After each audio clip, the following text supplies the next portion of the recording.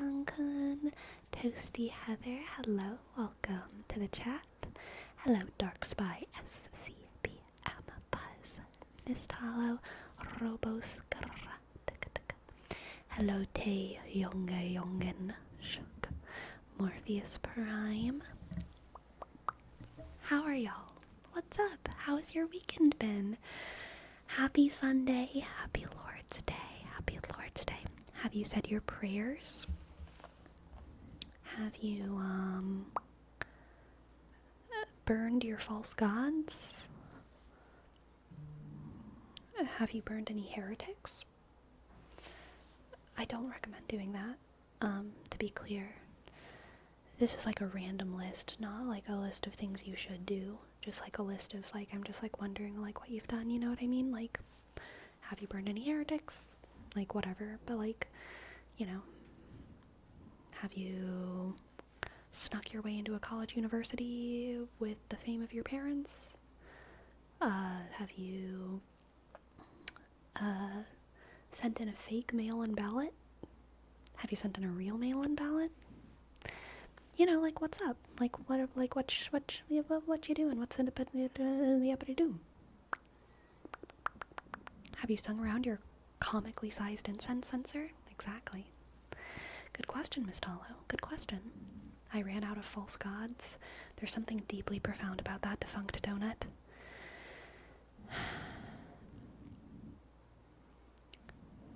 Thank you. I'm going to meditate on that. Sinchobe. Hello, Sinchobe. I'd love to give you a reading. Use this weekend to recover lots of missing sleep from last week. Very fair, Fome. How was your weekend? I feel great today. I feel great. Also, about the YouTube poll, I personally don't mind white noise. Thank you for letting me know, Gisley. There is a lot of white noise. Have you stolen the Mona Lisa and made it the most famous painting? Exactly. Good question, Destructicon. I'm glad you understand.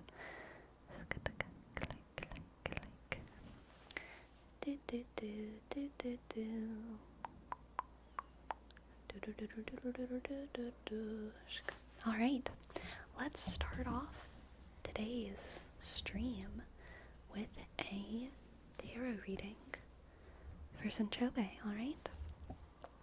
And Green Ninja as well. Hello, Green Ninja. Hello. The day after I got home at 3:30 a.m. after someone egged my car. Right, I heard about that. Horrible. I got I don't know what sideswiped is. So I don't know how to respond to that, but it sounds like a bad thing. Alright.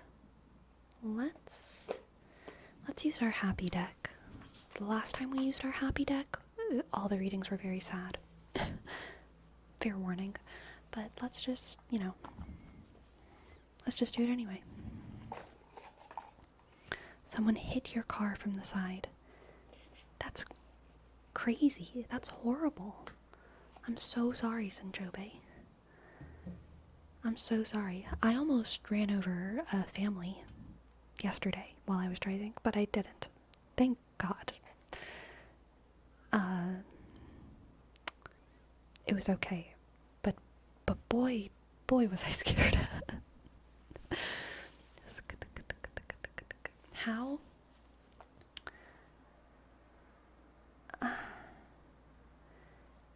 Well, okay, it was like a family of 1, 2, 3, 4, 5, 2 parents and some pretty young kids, and they didn't look before they crossed the street.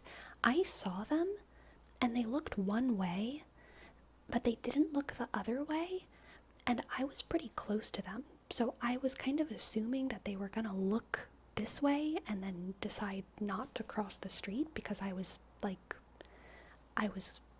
driving on the street, but I realized soon enough that they didn't look, and I saw the dad who was in the front kind of start to take a step forward, and that was when I slammed on my brakes. And the car behind me had to do a little nudge in a direction to not hit me because there was a lot of cars going, and it was okay. Nothing happened at all, but My heart was a thumping, thumping, thumping, thumping. Thumping, thumping, thumping, thumping. Did your bag of apples go flying when you slammed on the brakes? Oh, you know it did, Destructicon. You know it did. Were you in the car behind me? Did you see it happen? Did you see the apples all fly into the windshield? Did you get the eerie brake noise? I did.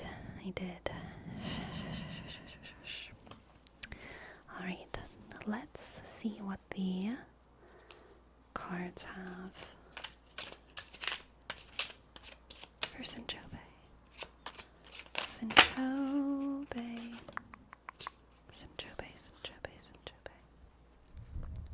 I was one who actually hit them. Sadly, they're all with the Lord now. Oh no. I don't want that fate for them. I dropped one of your cards, Sinchobe. Okay. The card that fell is the Queen of Wands. The Queen Bee of Wands. Queen Bee of Wands with her lovely little wings. Then we have the Eight of Pentacles. Okay, so I'm seeing a lot of productivity for you this week, Sinchobe, specifically productivity that I think you're going to be improving at a skill, okay? You're going to be improving at a skill, and it's going to it's going to improve your self-esteem a little bit, to feel yourself improving. Training arc, training montage vibes, okay? And then we have the Six of Wands. Perfect. Yeah, I think you're going to be practicing some kind of skill this week, Sinchobe. It's probably not a new skill. Yeah, I don't think it's a new skill, but I think it's something that needs improving upon. And you're going to really grind on it this week. And it's going to feel good. It's going to feel slay. You're going to make a lot of marked improvements. And I think you're going to come out of it feeling like you can better communicate about what it is that you've learned and what you've done. You're going to come out of it feeling more like an authority on the craft. And you're going to come out of it not just feeling like more of an authority, but looking like more of an authority. Other people are going to look to you and be like, damn, they know what they're doing. He knows what he's doing, you know what I mean? He knows what he's doing. Let's get a Clow card for you as well. Clow cards. The Clow cards. Let's see.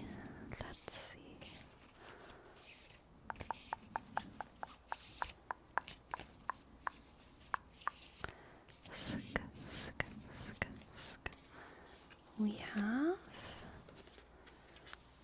the dash, the dash, the dash, the dash.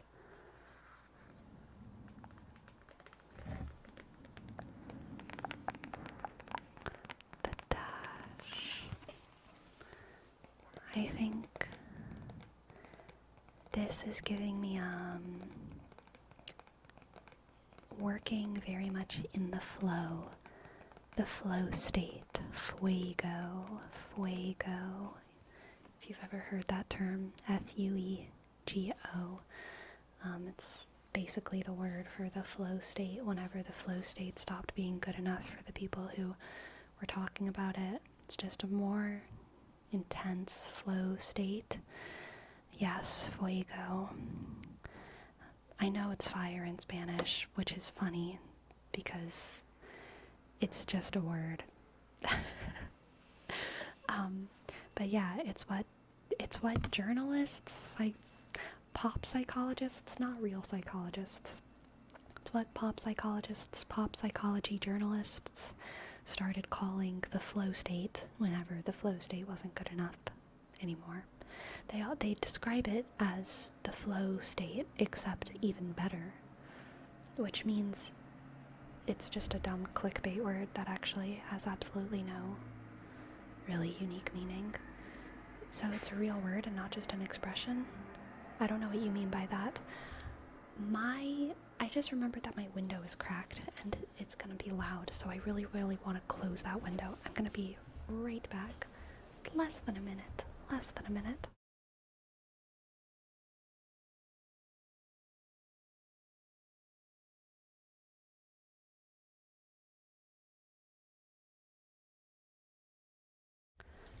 So much better.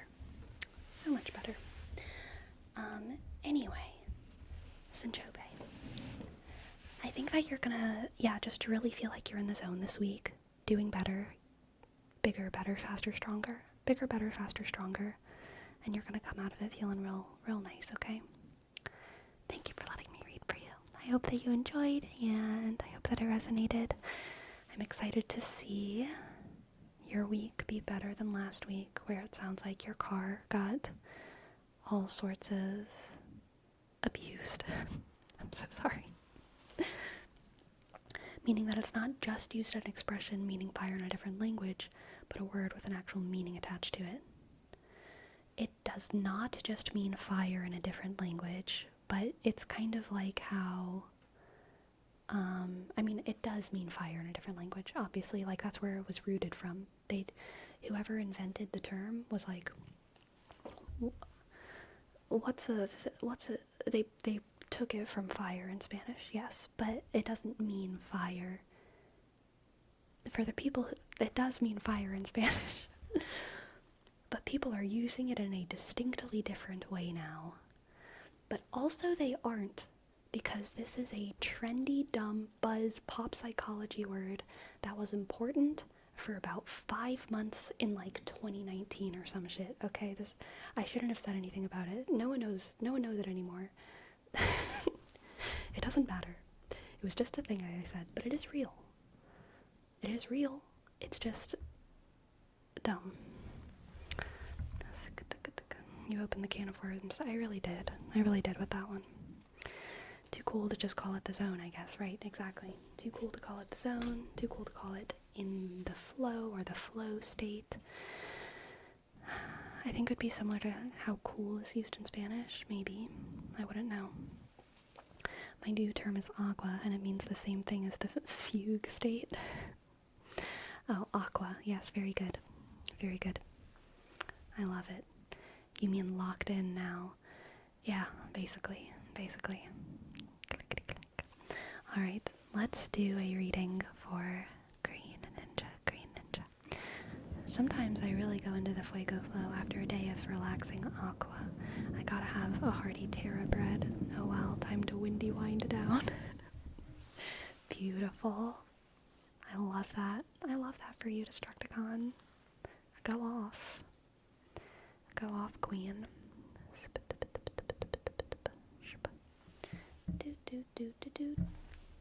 Let's see what the cards have for Green Ninja. Makes you wonder what the avatar state is. Isn't it like Republic City or something? Aren't they all obsessed with him there?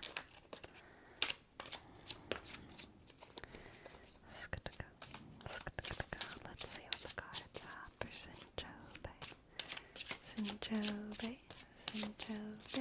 Sinchobe. Clickety clank, clickety clank, clickety clank, clickety clank, clickety clank. For Sinchobe, we have the King of Wands, the King of Wands, the Ten of Pentacles. Oh, Coat, it's not Ohio. I think you're confusing the avatar with Joseph Smith, and you're consuming Ohio with Utah, but very close, very close. Okay. King of Wands. Did I say Sinchobe?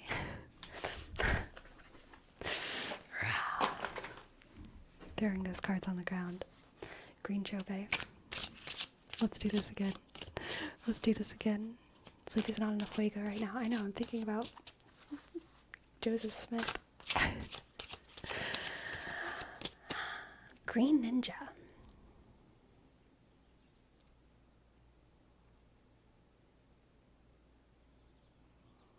I'm connecting, Green Ninja.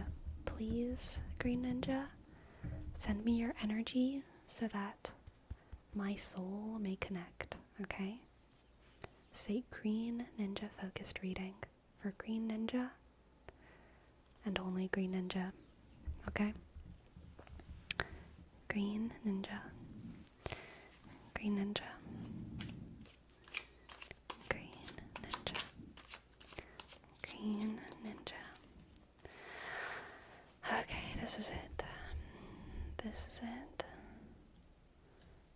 This is it. The King of Swords.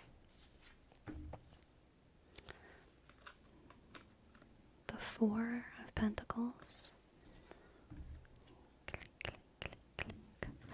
The Two of Swords. The King of Swords. The Four of Pentacles and the Two of Swords to start. Alright? King of Swords. Four of Pentacles and the Two of Swords. A lot of swords here.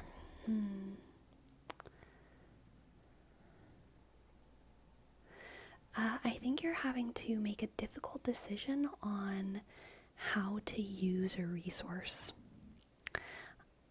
And I think your natural urge here is to conserve the resource.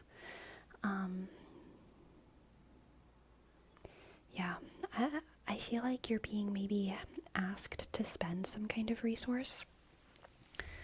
And you're in a position where you know that you make the final call, and your inclination is to reserve the resource, but you, as a good leader, know that you have a responsibility to weigh your options here and listen to the other people who are involved in this decision.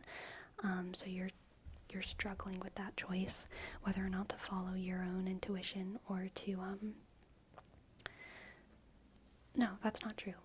You're gonna make your decision based on your intuition, or based on your knowledge, based on your wisdom, but you are trying to fully give the other option of using the resource a fair shot in your intelligence wisdom brain to see if it actually is, to see if you can come to the same conclusion of spending the resource with your wisdom and intelligence, if that makes sense. Let's get another card.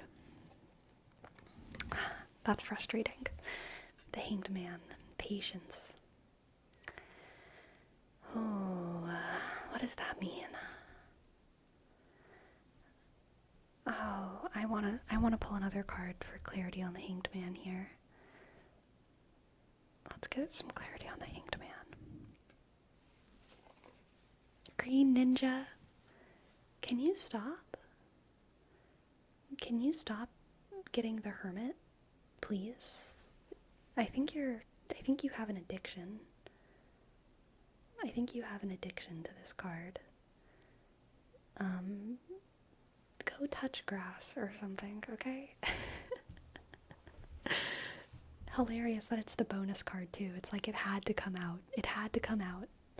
It almost missed its shot, and it was let's screw her over with a confusing Hanged Man so she has to pull another one. You know what I mean? Okay. The Hanged Man clarified by the Hermit. I almost hate to say this because it feels it feels wrong, but what I'm getting from the Hanged Man mixed with the Hermit is that this is kind of turning into more of a reading about knowing that you must act in a way that is different from the public demand.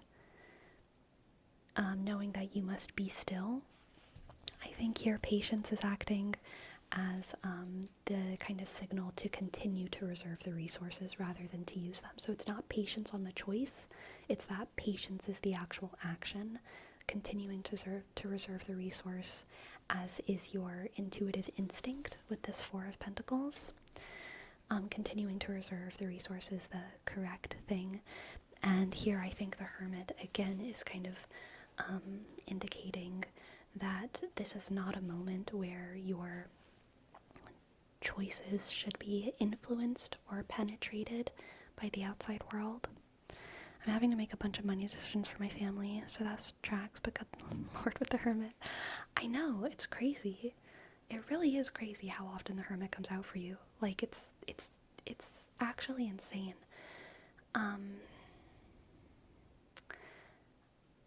I wonder about Virgo and Mercury within your astrology chart, both Virgo and Mercury, and how they operate. I know you're a Sag, that's your sun sign, but it does make me curious to see if you have any prominent, like, Mercury placements, or it makes me curious about what's going on in your Virgo, because the Hermit is the Virgo card, and Virgo is ruled by Mercury, so the Hermit and Mercury kind of have a, what's the word? Like a transitive relationship.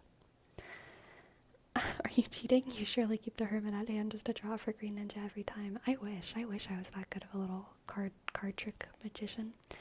I'm surrounded by Virgos in my family. That is interesting. I also, this is what I want you, this is your homework. This is your homework, Green Ninja. And you don't have to tell me anything that you find, okay? Because first of all, I probably won't remember it. I might, but I very likely won't. But this is your homework. Look into your own, look at your astrology chart, and within the wedge of Virgo, see if there's any planets in there. Also, look at Mercury and see where in your astrology chart Mercury is. It's going to be in one of the signs.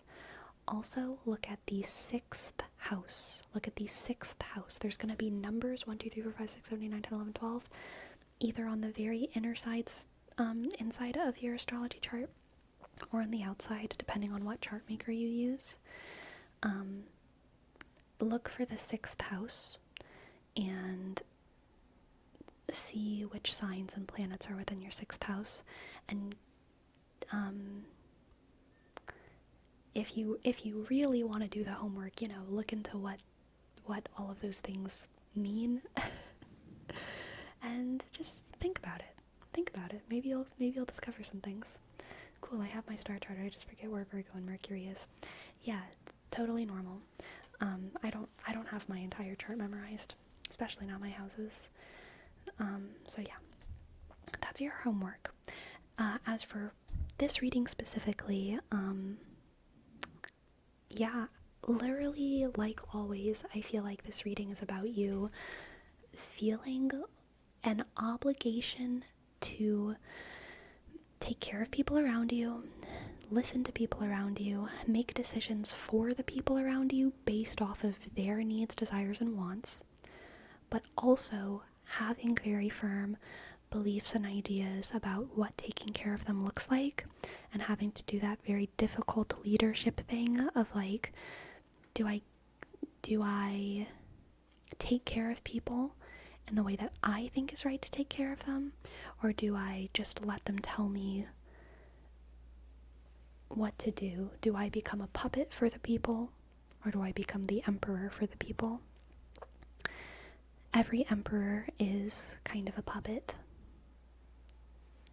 And even our puppet kings are kind of emperors in a lot of ways, right? So there's always a little bit of both, but that's the identity that you're wrestling with here. And for this choice in particular, the answer is to be more of that emperor, more of that king, to use your own intuition, intelligence, knowledge, even if it is contradictory to the desires of the people. Okay. Let's get a cloud card for you as well, because I can't help it. I can't help it. Hello, hello, Peepow. 143. Welcome to the chat. Let's see what the clown has. I know my moon is Capricorn and rising is Leo. So one of the coolest things about astrology and all of this in general is that no matter what is there in those places that I told you to look at your chart, there's going to be something interesting. You know, even a house that's completely empty or a sign that's completely empty has something to say about your personality, your path,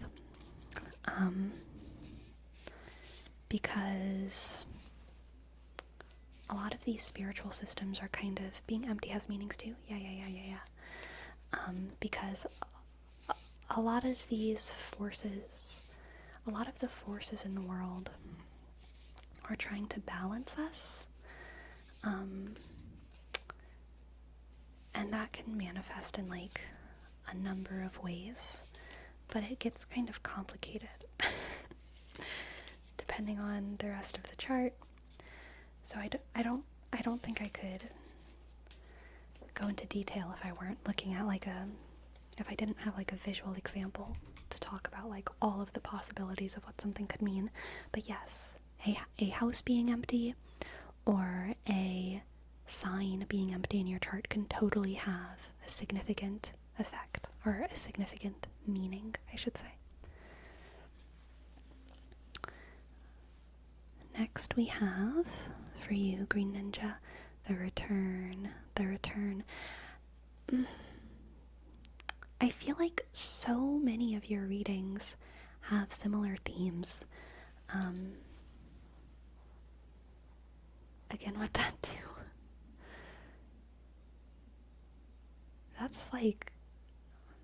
That's so crazy. I've only used the cloud deck for 2 days now, right? 2 days? I've hardly pulled any of these cards before. I've only done like maybe between like 4 and 6, 7 readings with these cards at all.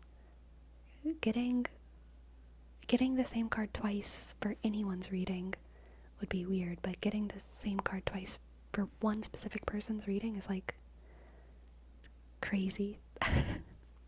The return.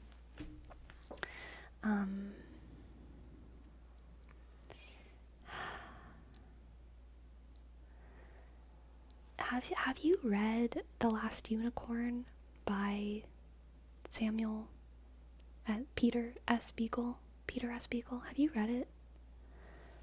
I don't know if you have, but because I know I've talked about it a lot, and I can never remember who's read things and who hasn't. Samuel Unicorn. Oh my god, this again. Oh yes. Oh right, I think you talked about how that has something to do with your family too, but I also can't remember what. But kind of one of the themes of the book is that like there's characters who there are characters in the story who realize that they are archetypal characters, and there's this complicated theme within the book of like being forever, of gravity always pulling you back to your role on this earth. The king, the prince, the magician, the last unicorn, the monster. It's my dad's favorite book, right? Oh yeah, family name is the same as King Haggard. Interesting. Yeah. But yeah, I feel like there's a similar theme starting to come through in like how many all of these tarot readings. I think that in a lot of ways you the sense of gravity that you have to your role and to duty is really, really strong within you, if that makes sense. Like, I am different from that. I feel like I could do like anything, anytime. I could just like change my life anytime if I wanted. And I feel like generally people kind of exist on a spectrum in that, you know? And it's not about how much freedom you actually have, it's your like emotional sense of gravity to your identity, right? Your role, your part to play for your people, your family, your whatever. I feel like you have a very, very strong gravitational tie to like your role, your identity. And that's why there's so many motifs that show up again and again and again in your readings. It's like you know the story that is playing out within you, and even if you don't know all of the details,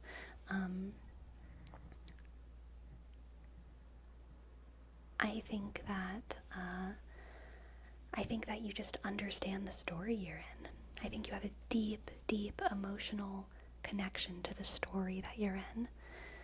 Yes, as the oldest, I feel an intense sense of duty to my family. Right. Totally. Anyway, I think that's where I'm going to end it. I've rambled a lot. But thank you so much for letting me read for you. As often as I do, because it's always interesting. It's always interesting. Now that we've talked about this, watch like none of these cards ever show up again. Thank you for letting me read for you. Yes, I'm glad that it resonates. I hope you enjoyed.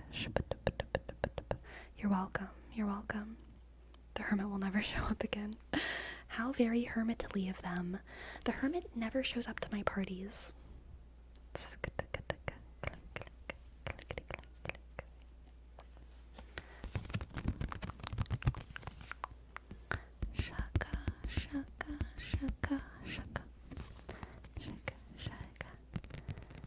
I might need to get rid of this hermit poster on my wall.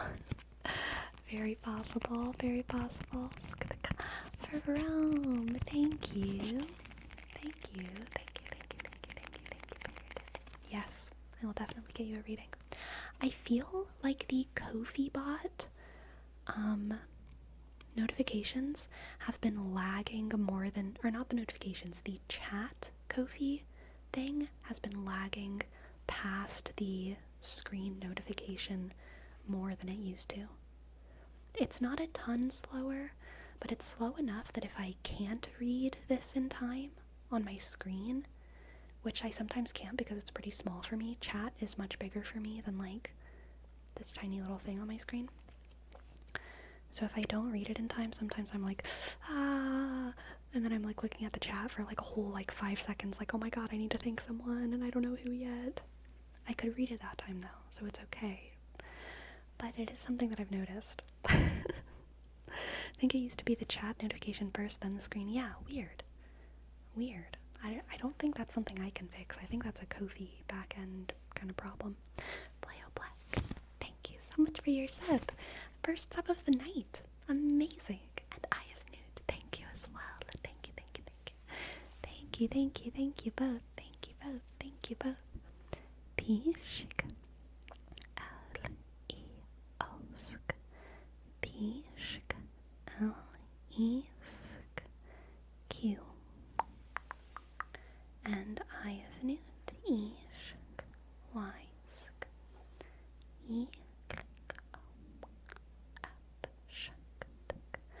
N-E-W T-sk underscore.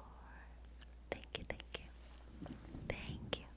Pleo black. And I have nude for your subs. Thank you. OMG, hi, I love your YouTube videos. Didn't know you were on Twitch too. I am. Welcome to the chat, darling. Hello. Sleepy, how do you feel about Twitch pay raise? The Twitch pay raise you're gonna get soon? Wait, what? Am I getting a pay raise? I didn't know that. Is it good? How good? How could we talk in here? Twitch is increasing tier 1 sub prices? Oh. So y'all are paying more? I was hoping it would be like more than a 50-50 cut. But no, y'all are paying more? That's shitty. I'm actually not in support of that then.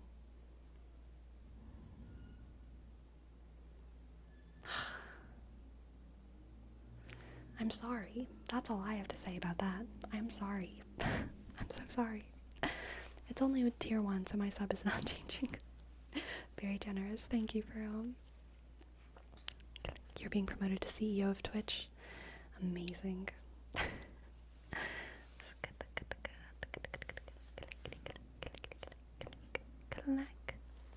People forget the whole site is negative for Amazon. Oh my god. Oh, what a nightmare.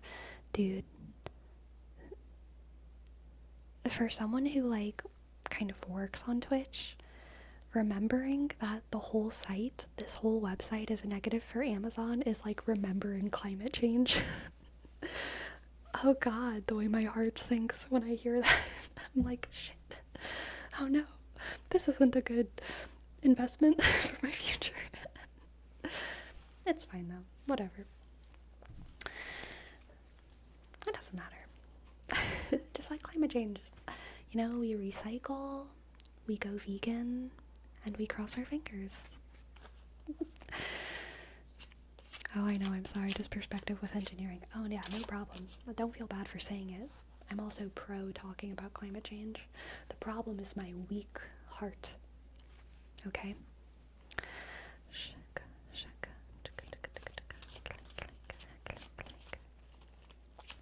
They make money through other avenues. Twitch loses money, but it isn't a negative for Amazon. I know I know Amazon's not going negative, but yeah, it does suck that this platform is in the place that it is, which I don't even know too much about. Like, honestly, I couldn't talk at length about it. I just know what, like, random people have told me, and none of them are smart, you know? It's all just, like, you guys. Not that you're not smart, just that, like, I haven't seen your degrees. You know what I'm saying?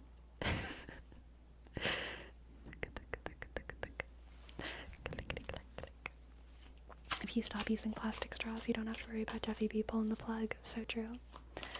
Honestly, I don't think Amazon would give it up. It's too big of a PR window. Very true. And to drop it would be bad for them.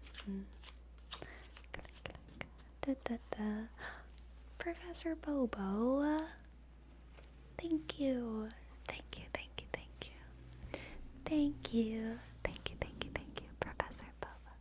P Shik R 0 Shik at click E S S 0 R Shik underscore B click Osk B Sk O clickety clickety clickety clickety click. Thank you so much for 5 gifted subs. That's so generous of you. Thank you, thank you, thank you. Thank you, thank you. Thank you. Aw, welcome to the chat. Okay, Pharrell, I haven't started or forgotten about your reading, so I will do that now. That was an AoE burn, Sleepy. You got everyone in a single statement. I know, I got myself too, to be fair. Y'all also haven't seen my degree. My multiple degrees, my multiple PhDs. Y'all haven't seen them.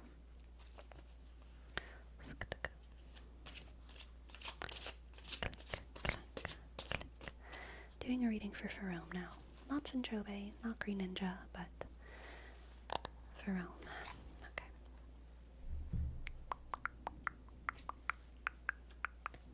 Alright. Fome, we have the 4 of Cups. 4 of Cups. 4 of Cups. 4 of Cups.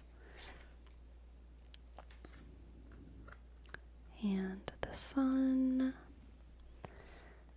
4 of Cups, the Sun. A very interesting duo here. And the Two of Wands. Oh, the Two of Wands. Oh, my heart. Oh, my heart. The Sun, the Four of Cups, and the Two of Wands. It's not bad. It's not a bad reading. Definitely not. I would say that overall it sways positive, but let me think. There's a sense of boredom within the celebration of a goal being achieved. This is the vision that I'm getting in my head, okay? You go on a long, long, long hike, and it's really fun at the beginning, and you're hiking up a mountain, and you're so excited to get to the top of the mountain at sunset. Buzz! Buzz! Buzz!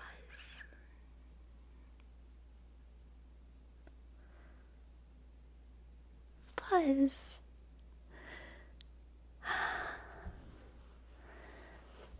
What the heck? Thank you, Buzz. Thank you so much for Buzz for gifting 20 subs. Thank you so much.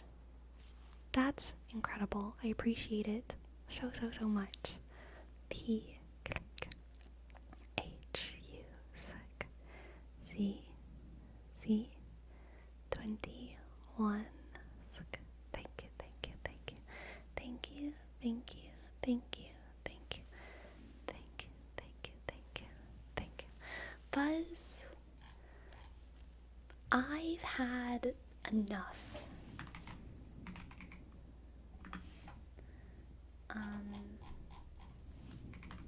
I've had enough of your nonsense.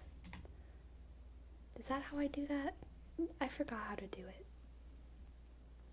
Shit. That's not how to do it. How do I do it?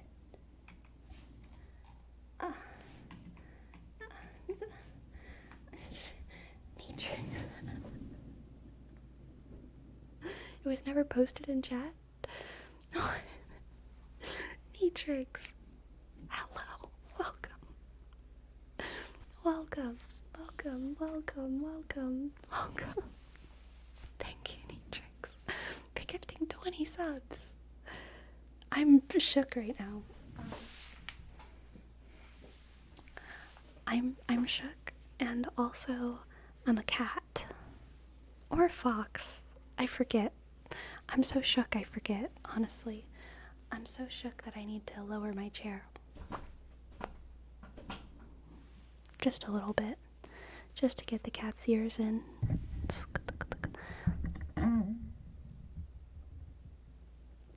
Thank you. Thank you, do it from the creator dashboard. I never had to do it before from the creator dashboard. Why do I gotta do that right now? Because I've VIP before people. People before. And Destructicon and Sour Milker. What are y'all doing? Oh my goodness. Okay, thank you, Neatrix.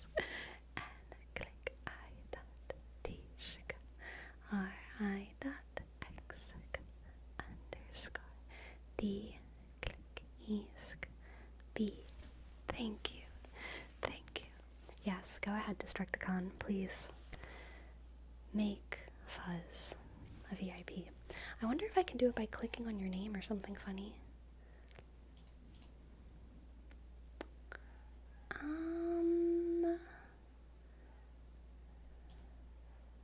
No.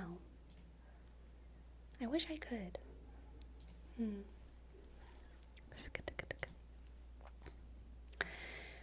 Destructicon, thank you for gifting a sub to Kotl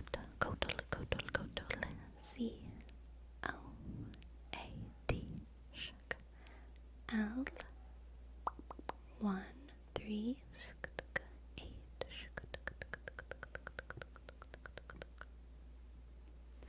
Thank you.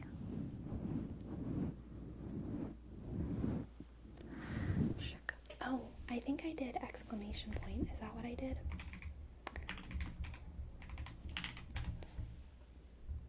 There we go. Did I do it? Did I do it? I did exclamation point. I don't know why. What is exclamation point? What website are exclamation point commands on? I don't even know. Whatever. Stream elements? That might be it. That might be it. That's totally it. Yeah, Capic. And Sour Milker. Thank you for your sub, Sour Milker. S-O-U click R-M click I.L-K sugar E-R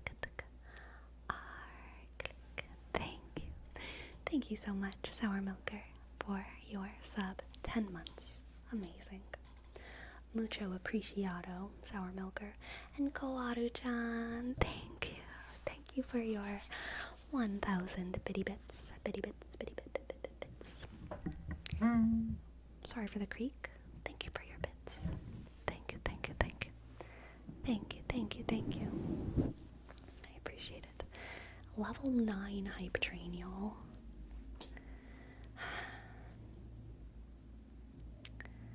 That's crazy. 9 is my favorite number. Thank you, guys. I thought that was crazy with a very grumpy meow, not a creak. Yeah, it was microphone creak.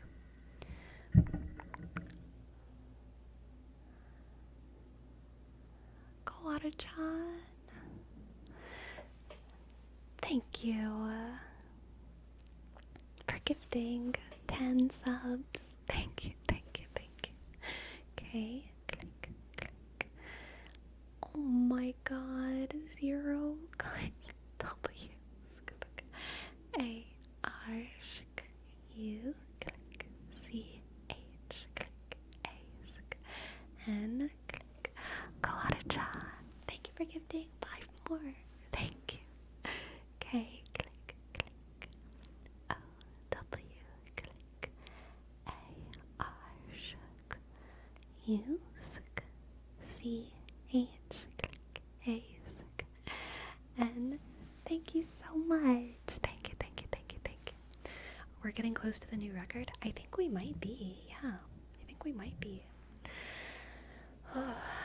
I'm so excited. I'm so excited right now. Thank you, guys. Thank you. Okay, for Rome, we were talking about your long hike, okay? Your long hike on the mountaintop. This is the vision that I'm getting in my head. You're going on a beautiful, I know, cheek muscles, no smiling. You're on a long hike up a mountain, and it's beautiful, and you're so excited to get to the top of the mountain and see the sunset. You've been thinking about it ever since you woke up this morning, this gorgeous sunset on top of this mountain with clear skies and big birds and a beautiful world, okay? And the hike is beautiful, and you love the hike, but when you get to the top is actually like the worst part, because the whole way there you were learning and thinking and excited, and you were looking at these little woodland creatures, and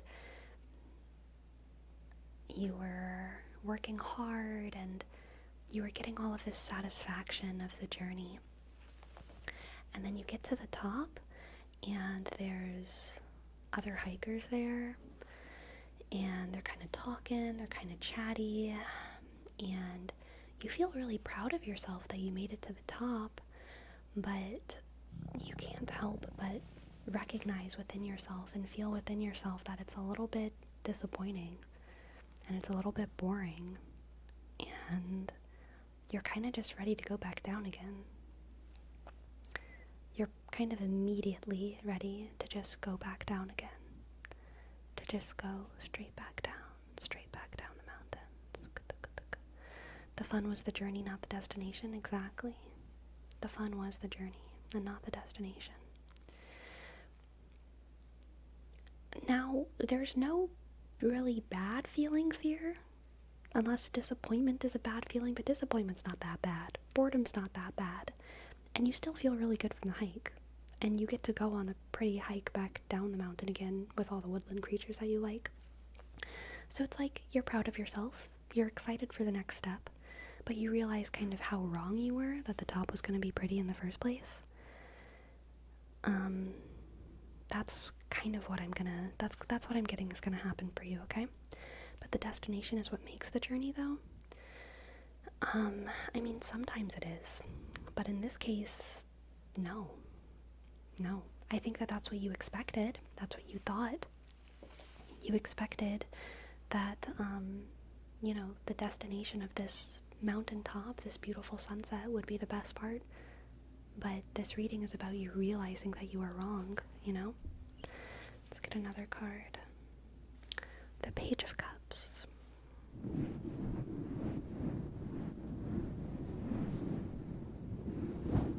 Page of Cups.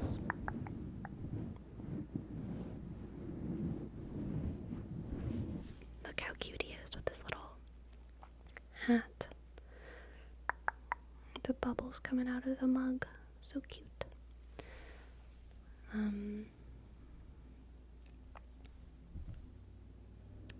I think this is a lesson learned. Alright? This is the satisfaction of a lesson learned, even though the lesson had to do with disappointment, if that makes sense. It's like realizing that you were wrong, but that realization actually giving you a pretty satisfying answer that you didn't realize you were looking for about yourself and what kind of journeys you like, and how sometimes the lovely forest creatures are much better than the, athletic hikers at the top of the mountain. The satisfaction of a lesson learned. Okay, let's get a cloud card. Cloud card.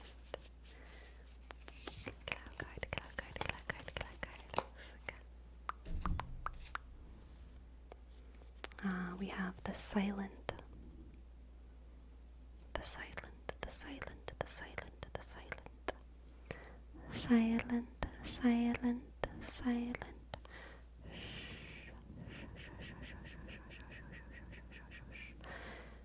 Still to this day, anytime I see someone shush, I think of the opening of Pretty Little Liars. What a good show. Pretty Little Liars was so good.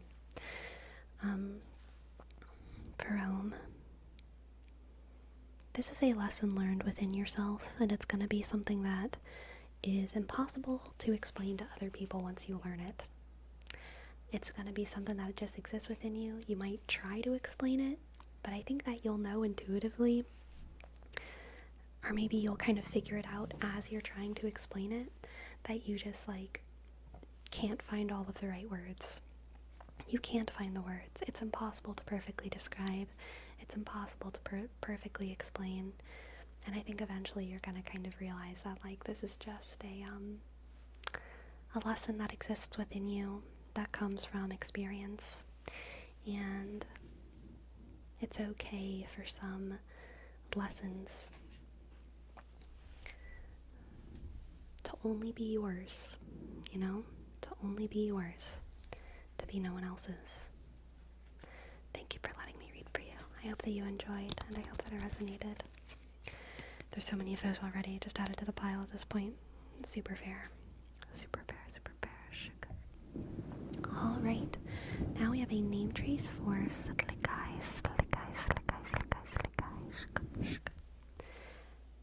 S-L-I-C-K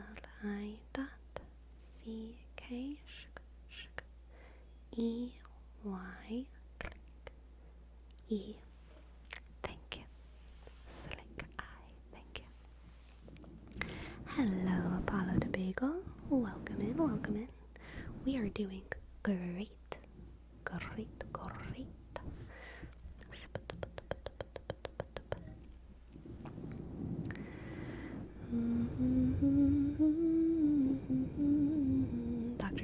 have my astro homework to turn in. Alright, I'm not promising any...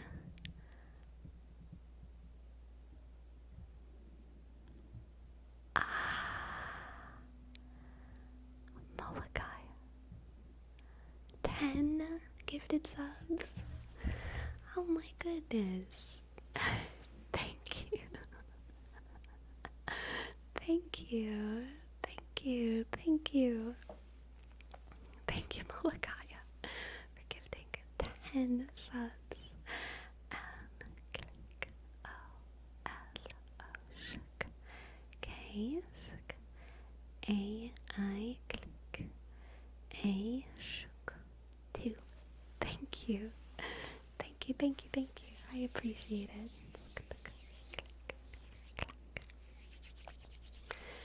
And hello, Neatrix. Chat is cute. Chat is cute. Hello, chat. Hello, chat. Green Ninja. I'm not promising any fleshed out interpretation because I am not a good enough astrologer yet. I don't know what everything means, but I do know what some things mean. So I am happy to accept your homework. If you want to. If you want to spill it. If you want to spill the beans.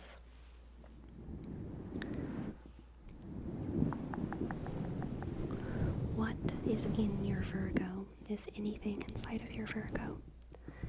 Is anything inside of your Virgo? Is anything inside of your 6th house? And also, where is Mercury? Where is Mercury? Where is Mercury? Where is Mercury? Mercury, Mercury. Mercury, Mercury, Mercury, Mercury. Mercury. Lilith in Virgo. And medium Coeli. I have no idea what that is. Probably like an asteroid or something, but I don't even know. WW, JCDO, welcome. Thank you for your prime. Thank you for your 9 months. Thank you. Thank you, thank you. W, click, W, shk. J, C, D, click it, O, shk. Alright, your Lilith in Virgo is interesting. Lilith is a super interesting point in the sky. Lilith basically represents our perverse desires or our self-sabotaging desires.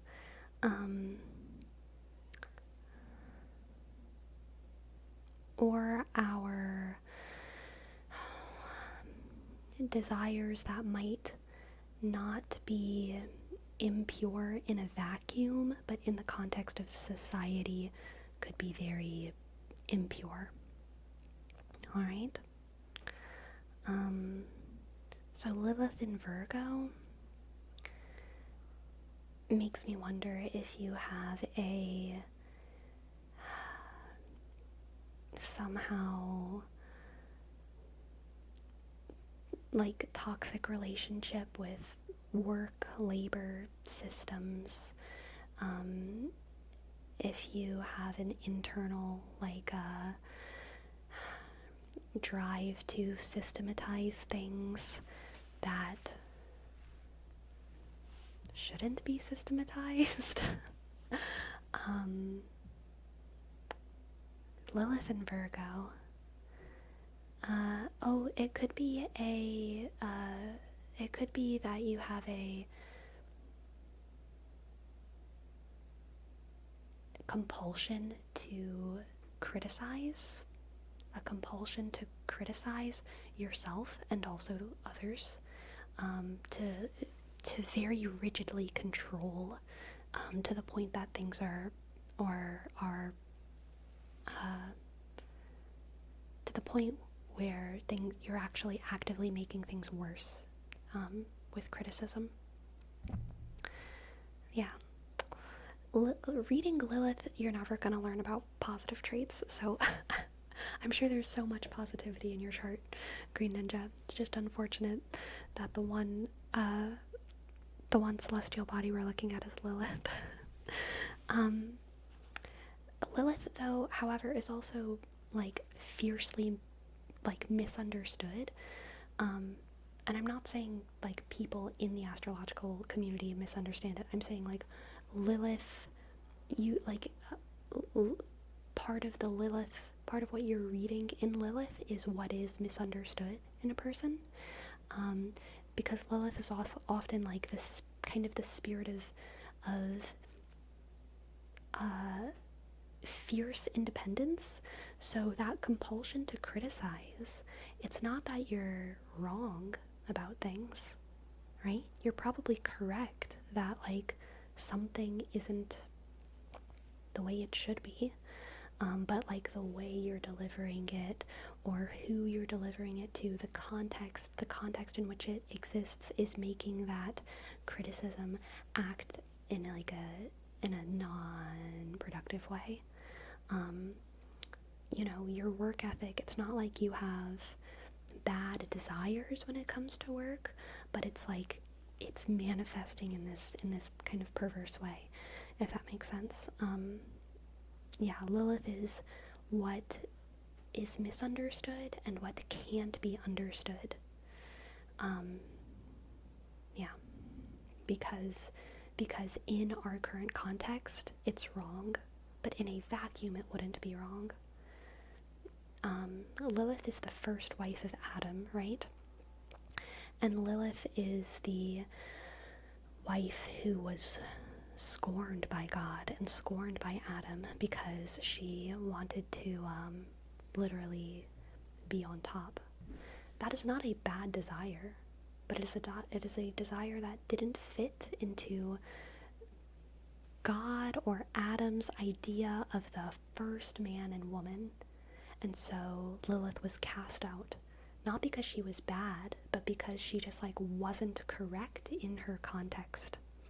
Because she had a fine desire that just didn't fit in with what was supposed to happen. And so it ended up being all like messed up and stuff. And so that's also kind of, yeah, what Lilith represents in astrology. Sixth house is Capricorn. Okay. So again, super worky. I would work relationships are probably like some of your strongest relationships. Capricorn in the sixth house with the moon, Venus, Jupiter, and Neptune. Okay, busy sixth house, busy Capricorn, more work.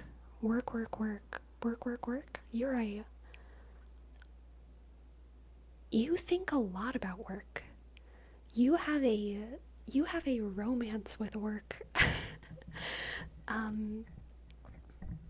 And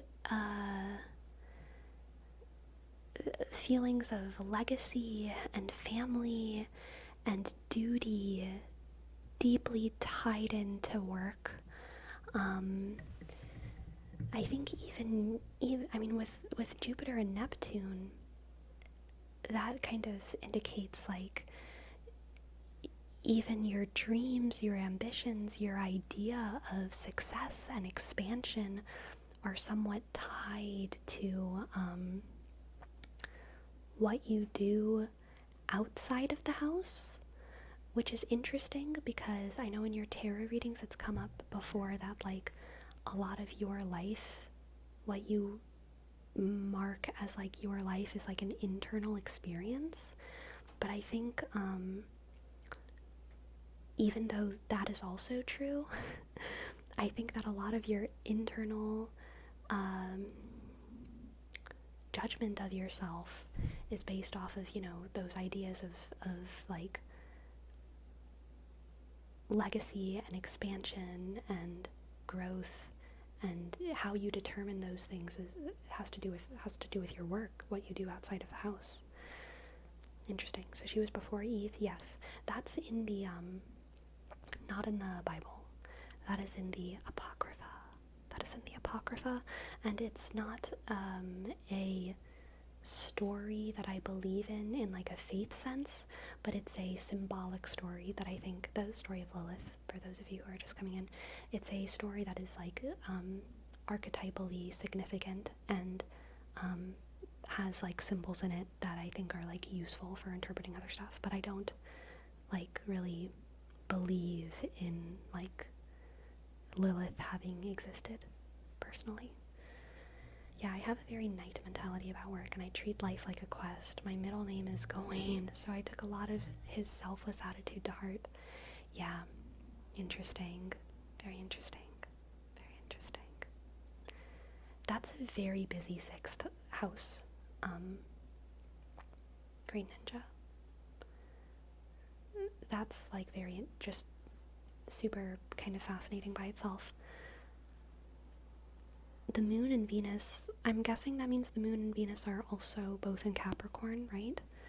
And that's like a very beautiful relationship to have both the moon and Venus in the same sign at all. I think is like, it's a very beautiful placement. Having them together, the moon and Venus are both like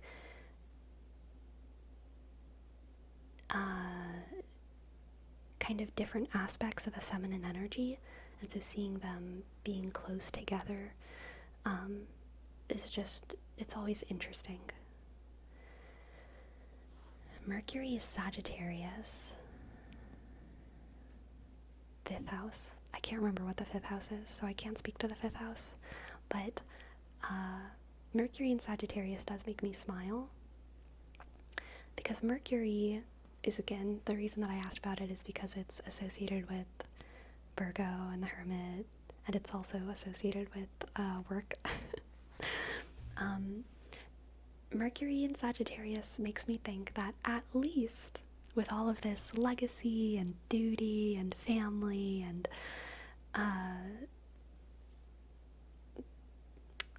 deep ties to the past and to the good of the world, at least with Mercury in Sagittarius, it also means you have fun at work. I think you make work a good time. A long time, but a good time. A good time. I'm a class clown. Yeah, that tracks. That tracks. Dang, Mercury in Sagittarius. What a blessing. What a blessing. We all need one of those. Every workplace needs someone there with their Mercury in Sagittarius.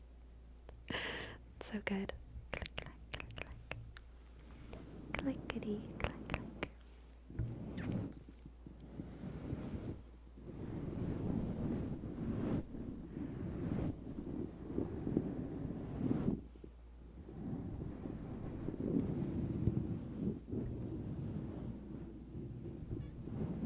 Yeah, no problem, Green Ninja. There are other astrologers who could go much deeper and do a better job, I'm sure, but that's all my baby astrologer brain can come up with.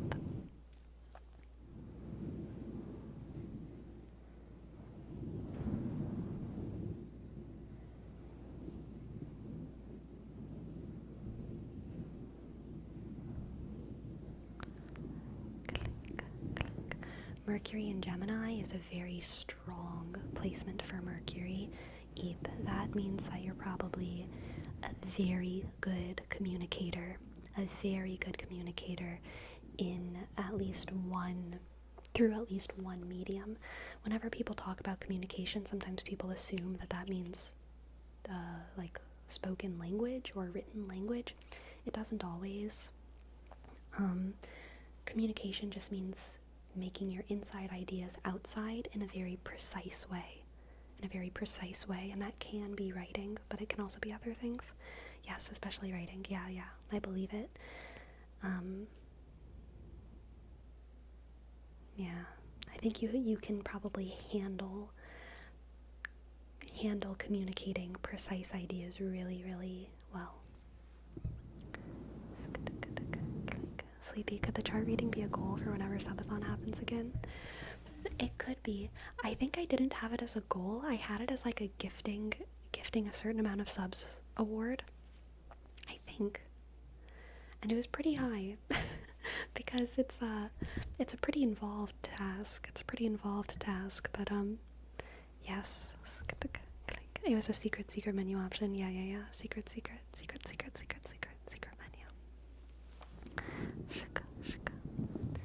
For reference, I mean, most professional astrologers who look at people's charts, first of all, they set appointments to look at your chart, and they look at your chart beforehand, and depending on how experienced they are, they usually spend at least 1 to 3 hours with the chart before they even do the consultation.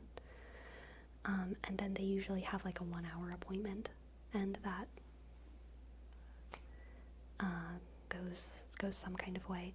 But the reason that they spend all that time is because there's so much information to look at, and then they have to know kind of, because there's like an infinite amount of things that you can look for or look at in someone's chart.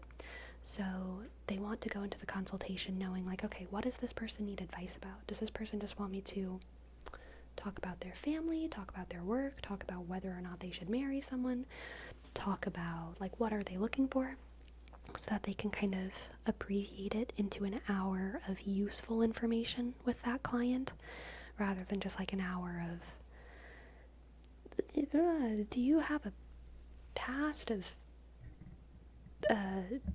failing in school, and also do you find it difficult to communicate in relationships, and do you have hip issues? You know what I mean? They gotta make it all useful.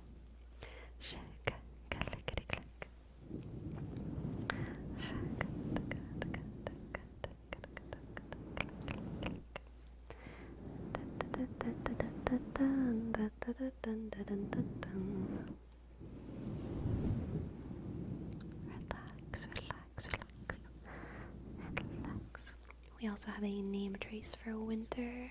X, winter, X, winter, X. W, click. I, dot. N, T, click.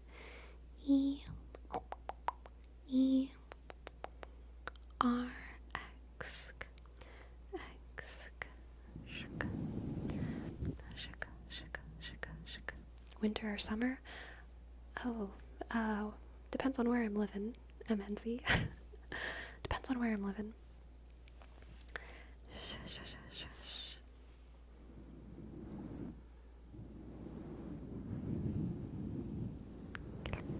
Hello, Astrology Tara. How are you?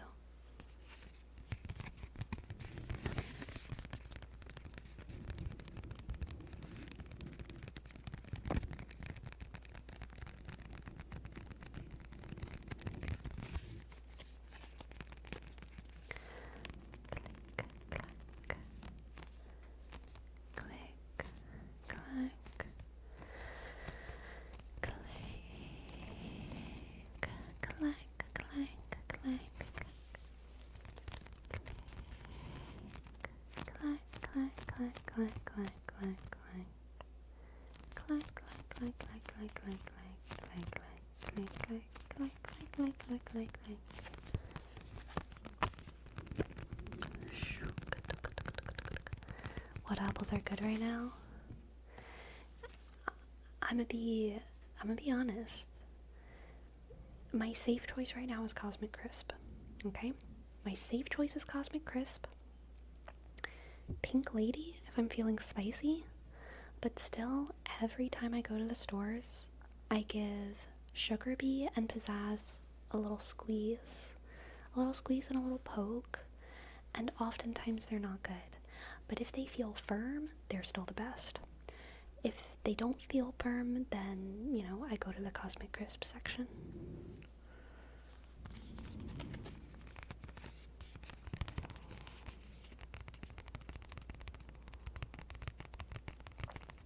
On those new cards, what's the character on the center of the sun? Oh, it's different on every card. And I don't know. I'm assuming it's Japanese because it's anime, but I mean, I don't know what it is. I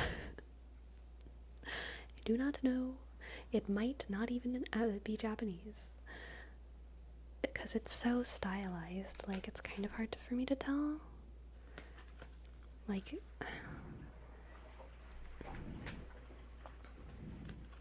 but I mean, I think it's Japanese, right? That looks like Japanese.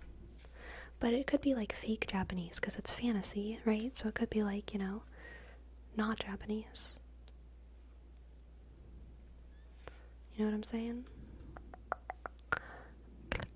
Like, is there a Japanese kanji that's just like 3 squiggly lines? I feel like there's not. But, I mean, maybe they could. Or maybe they're just saying that this character... Maybe this character is just moving really fast. It's zooming. Zooming that way.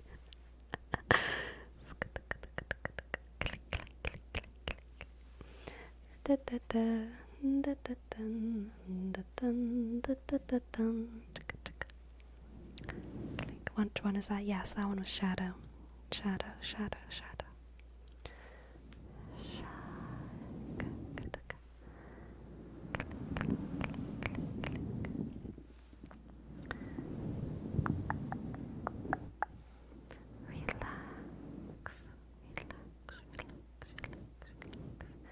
That's the number 3 in Mandarin? Huh. Interesting. If these cards have numbers, I would be shook. Does this mean something? This is 3, just like lightning. This is lightning shedding leaves. That's what I see. I see a lightning bolt shedding a leaf on either side. That just means small? Okay, this is the little. Does it mean small in Mandarin? Mandarin? Are these in Mandarin? Have we uncovered the code?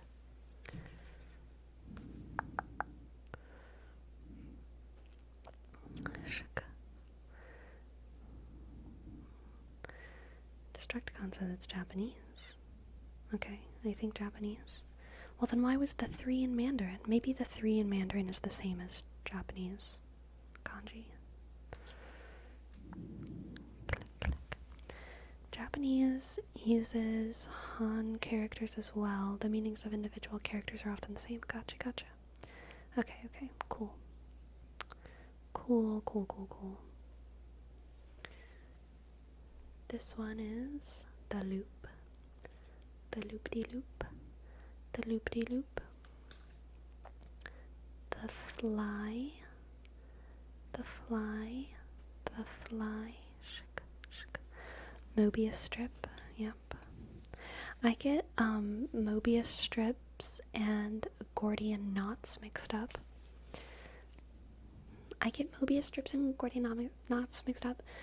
And I also get anthrax, cyanide, and arsenic mixed up. And I also get salmonella, sonoma,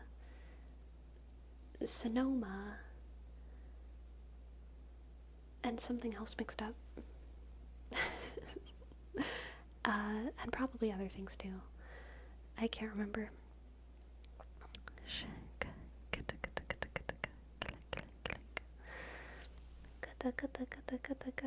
Oh, Salinas. Salinas? I never know how to pronounce that dumb city in California. Salinas? Salinas? Salmonella? Seminola? Sonoma? Whatever it is. I get, yes, that one, Jose. Salinas. I mean, like, in Spanish, it's like Salinas, right? Salinas. But I feel like they pronounce, like, the random, like, place in California different because they're, like, American. But maybe they don't. Maybe they just say, maybe they do say Salinas. I don't know. Salinas? Seminola, Salmonella, and Sonoma. I get them mixed up.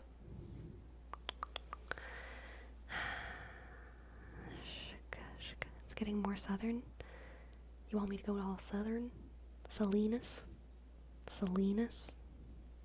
Like that? Sleepy, were you trying to say semolina?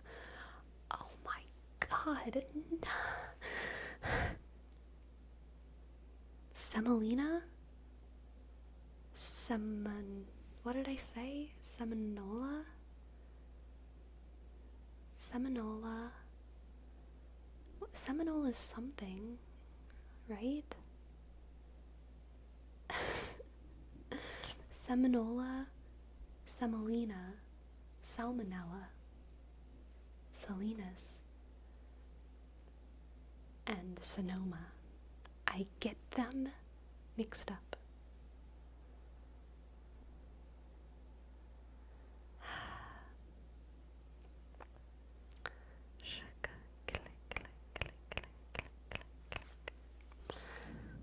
When you did the southern accent, that was most accurate to how people from Salinas say it. Salinas?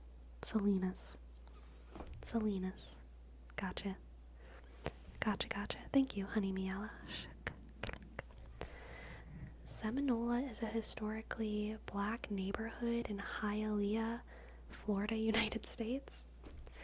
Well, yeah, that's exactly what I was talking about. I get Seminola mixed with semolina and salmonella and Salinas and Sonoma mixed up.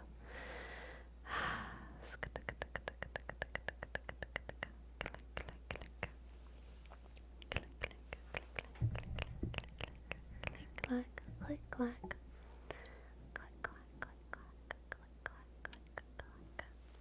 What do y'all get mixed up?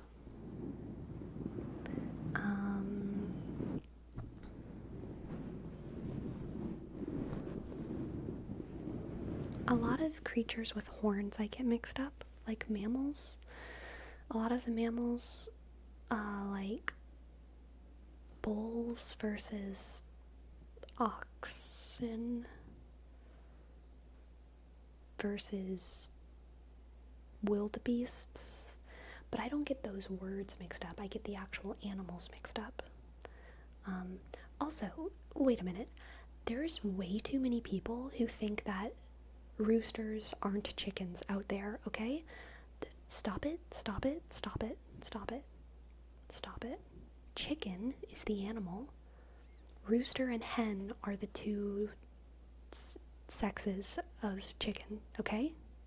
The rooster is a chicken.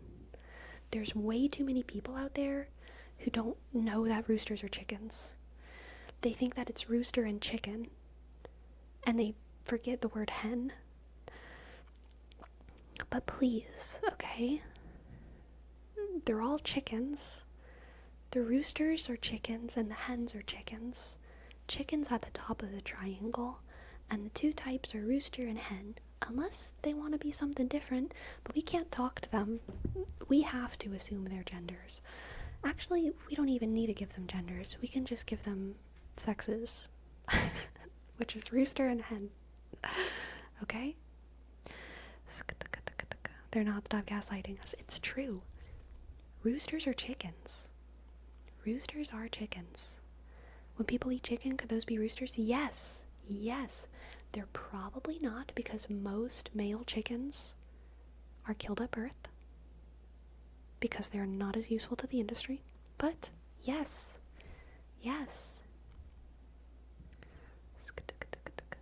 Google literally says rooster, a fertile adult male chicken. Thank you for in the plant. Thank you. I always thought it was a female chicken. That's so weird, Fome. That's literally so hilarious and weird. Did you think that roosters were inedible? Did you think we couldn't eat them?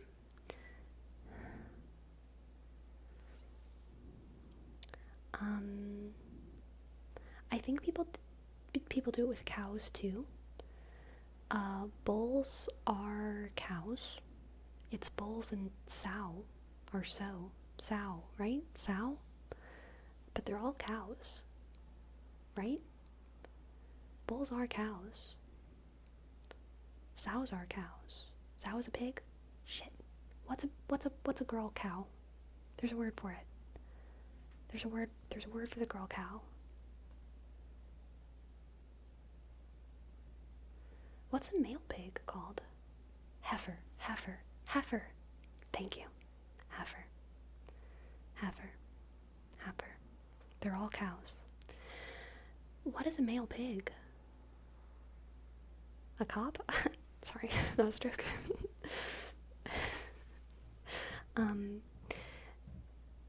What? I don't know what a male pig is called. It doesn't matter. I don't know, but people also call a dish hen a different dish. It tastes really different from chicken, so I'm confused and I just eat the chicken, no questions. That's fair. Clickety clack, click clack. A male pig equals bacon. Damn. A warthog. A boar? Fair, but aren't... I feel like boars can be female. I feel like if it's just non-domesticated, it's a boar, but I don't actually know that. Because I feel like there's families of wild boars, and inside the family there's female boar and male boar and baby boar, but I don't know that. Didn't know boar was the male term, thought it was just wild. Right. Boars can be female? I thought this was a pro-women stream. Everyone can be boring. Gentile and Jew, you know? Woman or man, servant or free. All boars.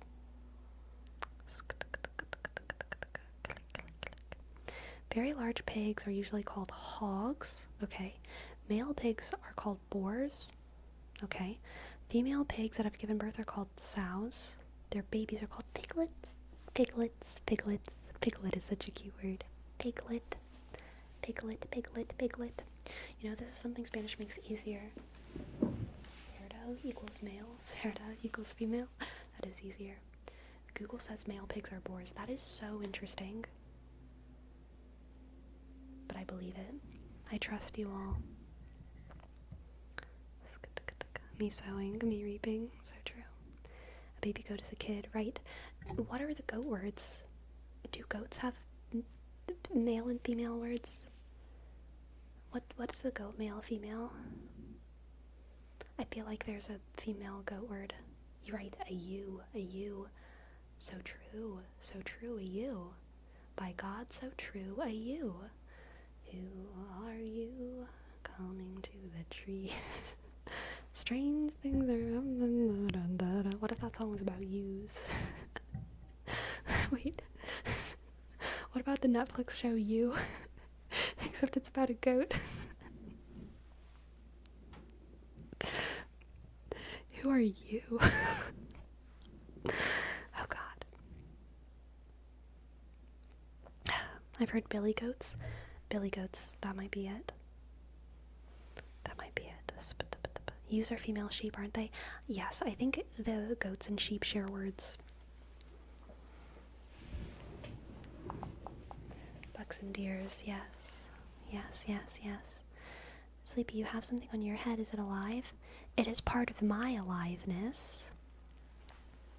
I mean, like, is my nose alive? Like, yes, it's connected to my body.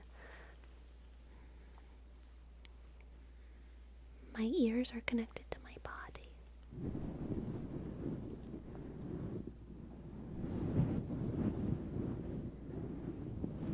Oh, here we go. A male goat is either referred to as a buck or a billy goat. Female goats are called does or nanny goats. Interesting. Billy and nanny is kind of cute. A billy goat and a nanny goat. A female donkey is a Jenny. That's funny.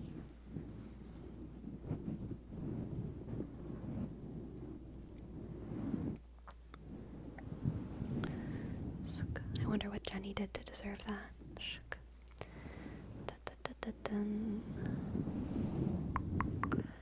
Jenny was a friend of mine.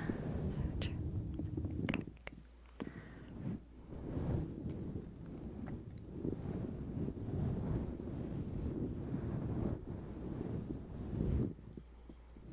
Let's say hypothetically, if people did have ears like that, would it be socially acceptable to pet the ears? I think only if you were clear, like not if they're a stranger. I mean, like, whose ears are you allowed to touch in normal real life? your partners, your child, your best friends as like a joke. Or like, hey, you have something on your ear, you know what I mean? But like probably not a stranger, I would assume, if I were to handle your question seriously. Why don't baby animals have different names for their genders too? They just have a baby name. Because they're not fertile yet. They're not fertile yet. Shk, shk, shk. And the function of the names of the sexes in animals is for farmers who are managing them. You know, like, go get the Jenny. Go get the Jenny because she about to give birth. We need to go get one of the Billies and the nannies together to do something. You know what I mean? It's for farmers, not the animals. The farmers don't have any reason to identify the sexes of the babies, really, unless they're talking about its potential to be fertile, right? Like, oh, this one is a Jenny, it will eventually be fertile, but like for now it's just baby. That makes the human example perverse. Well, children do have a function of talking about their gender, because humans do have gender, whether for better or for worse. We do not only have sex, we have gender. It would be weird to see like a 2-year-old out in public and be like, the female. Yeah, that would be weird. But saying it's like a baby girl, that's because like we have gender and we also have sex. And so it's not perverse to call children boys and girls. Because you're not talking about their fertility or their potential of fertility. You're just talking about their gender expression, which is why it makes sense.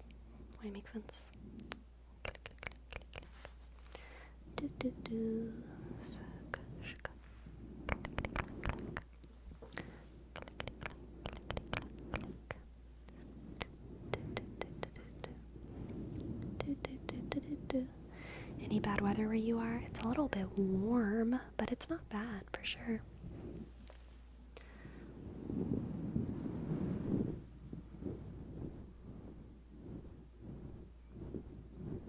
I always find it weird when people call each other males and females. You know, it's a sneaky trick of Sarah J. Maas, acclaimed adult fantasy novel writer. Okay?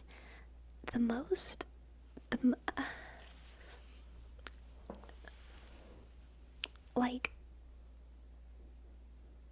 all of the fairies are called male and female, and the humans are called men and women. The fairies are all called male and female, which is a subconscious signal to the reader's brains, okay, to see them in a way, okay, rather than as just men and women. Because whenever you call them male and female, you're not talking about their gender. You're talking about their fertility.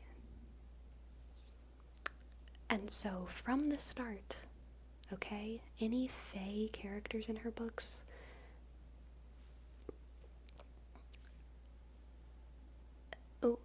are subliminally presented to us as sexual options in ways that humans are not, which is interesting. It's very good subliminal messaging right there.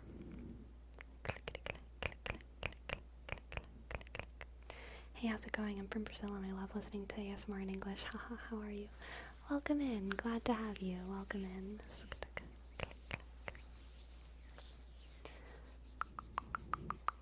In the military, we're forced into habit of calling people male or female. That's weird. That's interesting. I didn't know that. Huh. I wonder why. I wonder why.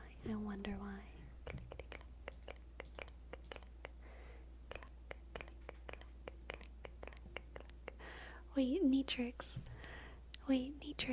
I don't know if you're still here. 16 minutes ago, I think you redeemed something. Okay. What does it mean? I don't want to say stuff I don't know what it means. It looks like Japanese, so I don't know what it means. But if you let me know what it means, I will say it. And then for Bitchim Jenny, we have a word wrap for Bitchim Jenny. Bitchim Jenny. Bitchim Jenny. Bitchim Jenny. Bitchim Jenny. Bitchim Jenny. It's a song. Shikanoko Nokonoko Koshitantan. Bitman Jenny. Bitman Jenny. Bitman Jenny. Bitman Jenny. Bitman Jenny. Bitman Jenny. Shikanoko Nokonoko Koshitanta. Shikanoko Nokonoko Koshitanta. Bitman Jenny. Bitman Jenny. Bitman Jenny. Bitman Jenny. Bitman Jenny. Bitman Jenny. Bitman Jenny. Bitman Jenny. Bitman Jenny. Bitman Jenny. And Brother Jigs, thank you for your sub. Thank you. Thank you.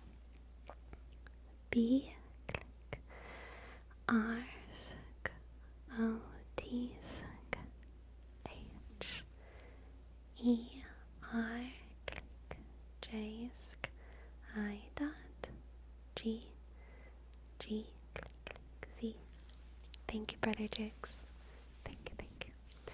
Shikanoko Nokonoko Koshitata click. Shikanoko Nokonoko Koshitata. Thank you. Click. Neatrix, you're not alone in it, actually. I don't trust anyone who speaks in other languages. That sounds so bad. Whenever I am in a position to say something in another language, I usually don't say it unless I know what it means. And I feel conflicted about this because it also is reflected in my YouTube comments. I heart most of my comments. I never heart comments if I don't understand what it's saying, which sometimes I feel like it looks like I don't like people who speak other languages, but it's actually just that I don't want to heart a comment when I don't know what it means. Because, do you use the Google Translate? No, too much work. I'm not going to Google Translate every single comment that's in a different language. Nope, it's where I draw the line. I'm just going through my comments, you know? And a lot of stuff can get auto-translated by YouTube, and I will use that. If there's an auto-translate option, I'll look at it.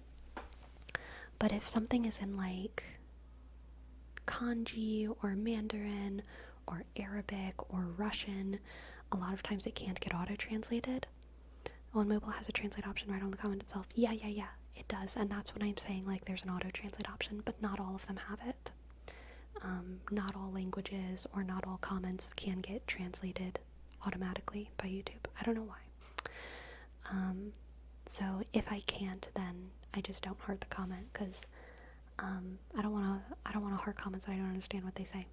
But I also don't delete them, because I could just delete them if I wanted to, like, really be strict about my comment moderation, but that feels too mean to me. I don't want, like, to limit my comments to only be in English. That feels way too far. But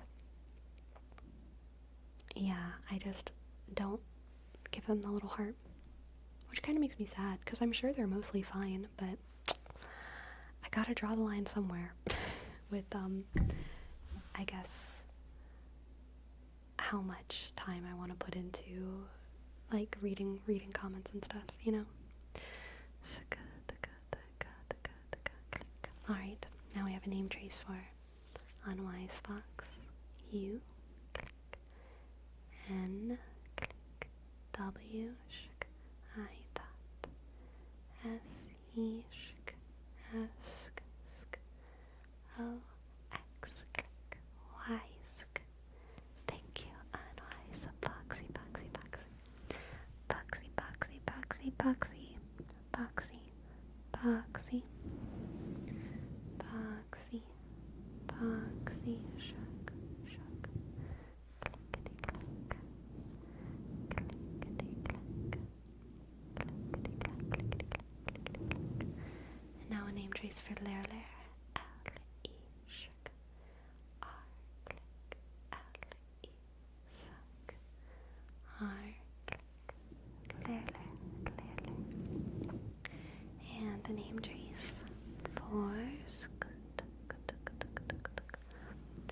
Toasty Heather, Toasty Heather, T click L A S T click Y H sk E A T sk H E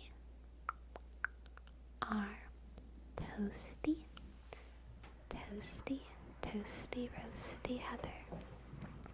And the name trace for Soda Planta S O D click A P sk L A sk N click T click A Soda Planta, Soda Planta, Soda Planta. Thank you, Shaka. You're very welcome, Toasty, Toasty Heather, Toasty Heather, Toasty Heather.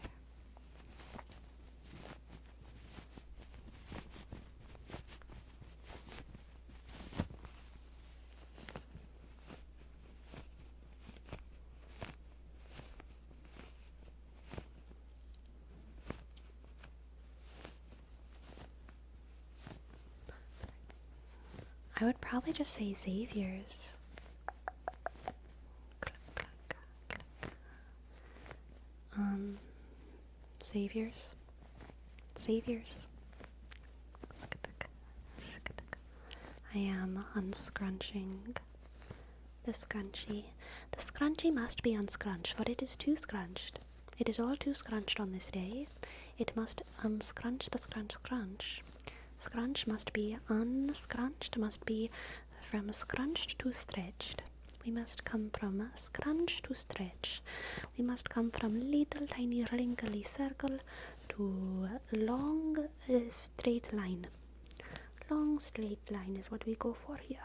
Okay. We go from scrunchy scrunch to stretchy stretch. Okay. Scrunchy scrunch to stretchy stretch. Cluckety cluck.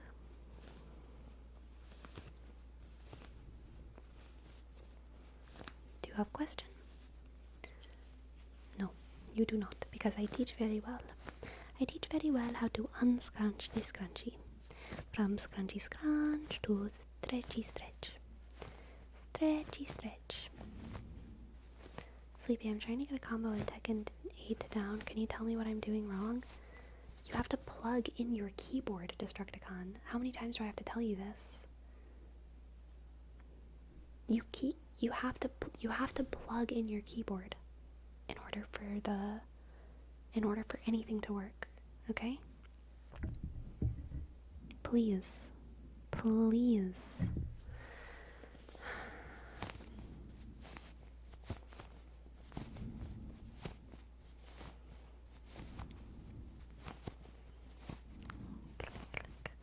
Oh, so I can't do this common with my arcade stick? Did I spend $300 on nothing? Why would you use your arcade stick on Tekken? It's for League of Legends. That's... You keep the League of Legends tools with the League of Legends game, and you keep the Tekken tools with the Tekken games. Okay? You've got to use your brain. Shaka.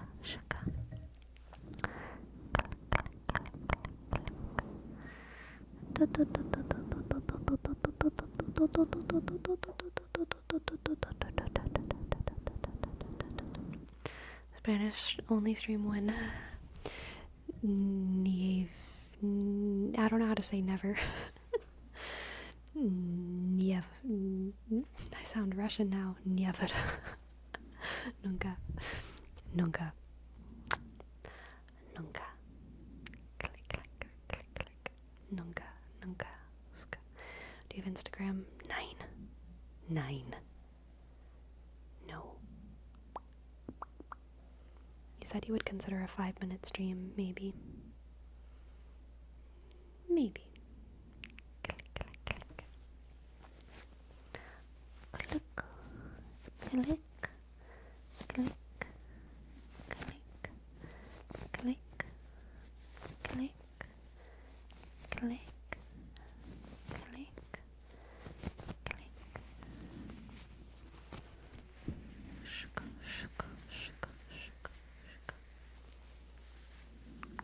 How long till the Spanish speakers get a video to rival the Dutch?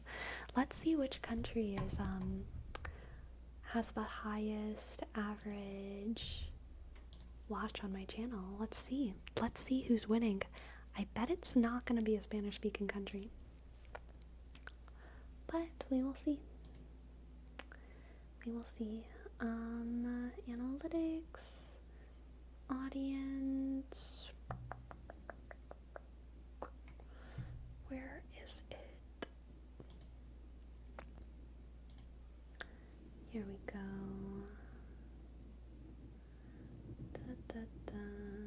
Watch time, estimated revenue, impressions. It's not what I want.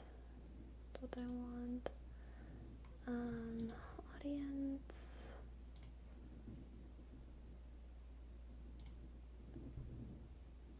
Average view duration. Here we go. Oh.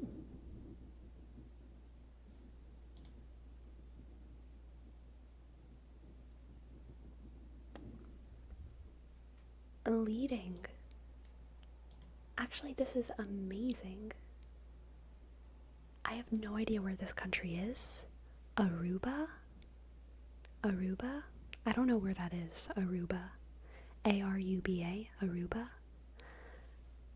But their average view duration is 19 minutes, 25 seconds. That's like a whole video. America. It's an island. Caribbean. Is it Spanish speaking? Is it a Spanish speaking island? Coast of Venezuela? Okay, sounds Spanish. Clickety click, click. No? Dutch.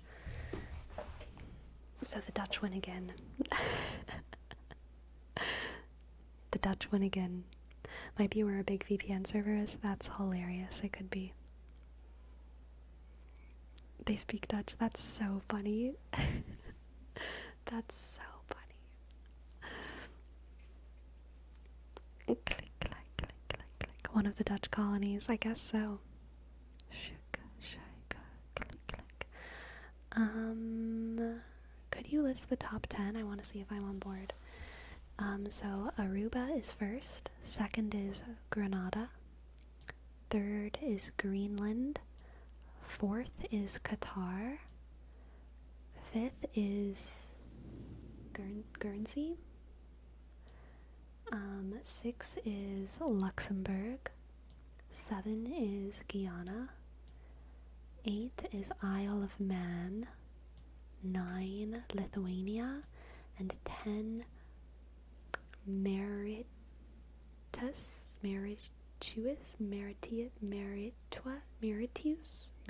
I don't know how to pronounce that country. I'm so sorry.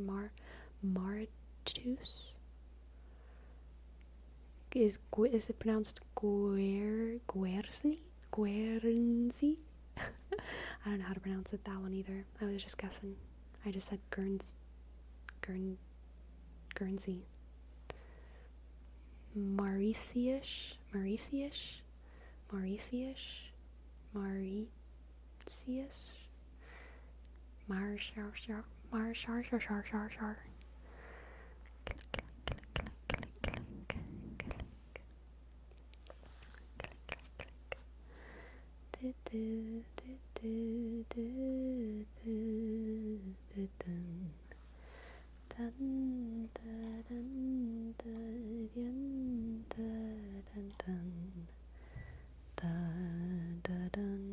I'm from Guernsey, I think delicious, but Mauritius,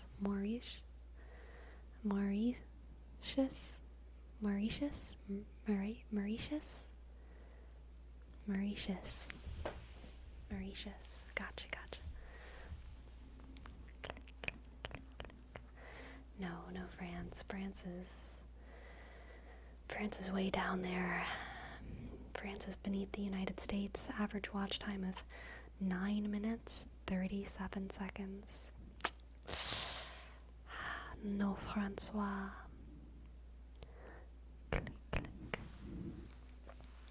Click. Okay, I pronounced Guernsey right. Just Guernsey. Cool. Mauritius sounds like the stage name of someone named Maurice. It does. I'm Mauritius.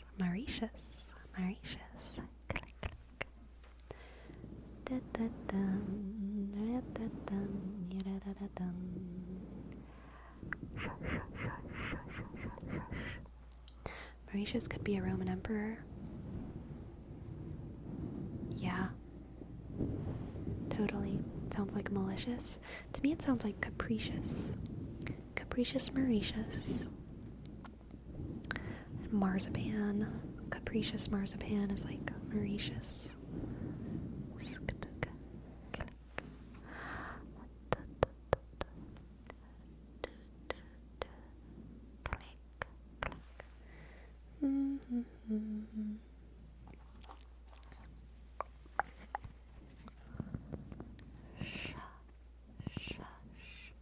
Capri Suns.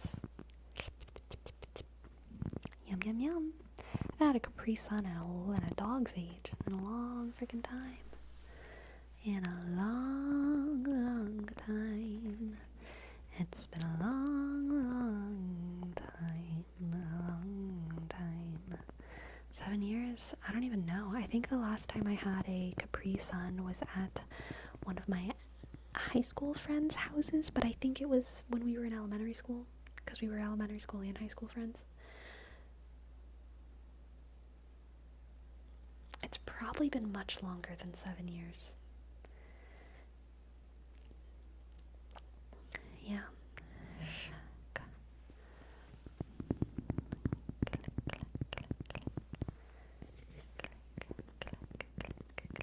Thank you, Cat Lady Kate. Cat Lady Kate, here is your name, Chase. Clickety clack. C A T click L A sh D Y click K sk A T sh E underscore 2 7 8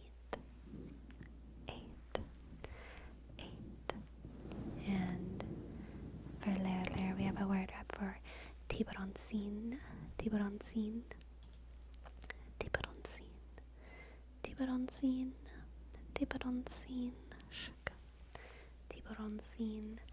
NGO, hello, welcome, thank you so much for your sub. It's been a year. It's been a whole gosh darn year. Thank you, NGO. ENGE click 1 2. Thank you. Thank you much.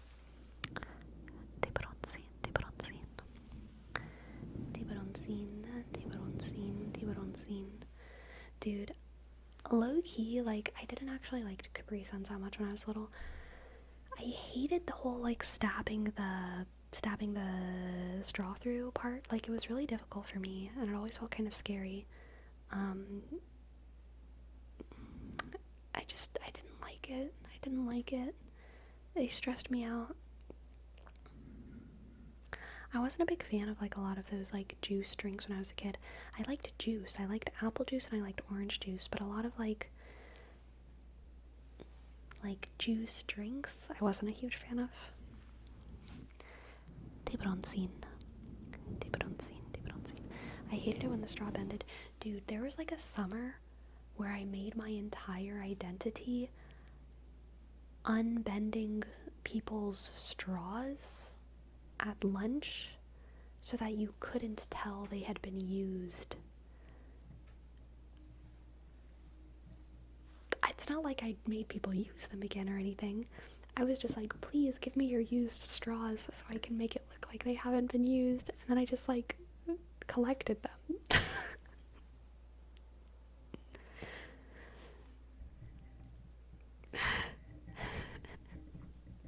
I felt really proud of it. Gosh. Me with gum wrappers, yeah, it was kind of the same thing. You unbent the bendy straws then, you unscrunched the scrunchy now, exactly. Let's see, how old would I have been? I think around this time I would have been probably like 10-ish. 10-ish. What did you do with them afterwards? I mean, I'm pretty sure I eventually just threw them away. I didn't like keep them. I don't really remember having them at home. I only remember like kind of collecting them at the lunch table and being very proud of having like all of these like straws that looked unused on my tray. I don't actually remember throwing them away, but I feel like I must have. Tiburoncine. Tiburoncine, Tiburoncine, Tiburoncine, Tiburoncine. Tiburoncine, Tiburoncine. Children really speedrun becoming disease vectors. Dude. When it comes to like sickness, health, hygiene, I never gave a shit about anything until COVID. I just wasn't taught to. I just was not taught to care at all. Now, I've always been grossed out by saliva, okay? But other than that, like, I mean, I hardly washed my hands growing up. Like, I washed my hands if they, like, smelled weird or if there was, like, dirt all over them. But, like, I really didn't, like, use soap and water, like, regularly growing up. I just wasn't taught to. I don't know. I'm sorry. I do now. I promise. But it was truly like COVID that made me rethink my everyday practices, you know? I was the same way. It's a southern thing. I guess so. Here's a name trace for Clockwork Box. See? Oh, wait. I will say I did have higher sanitary regulations for myself when I was working at any job, but it was only because I was obsessed with following the rules, you know what I mean? So, like, I had jobs where I, like, had to, like, clean my hands and, like, wear gloves and, like, do all those things, and I did do all those things.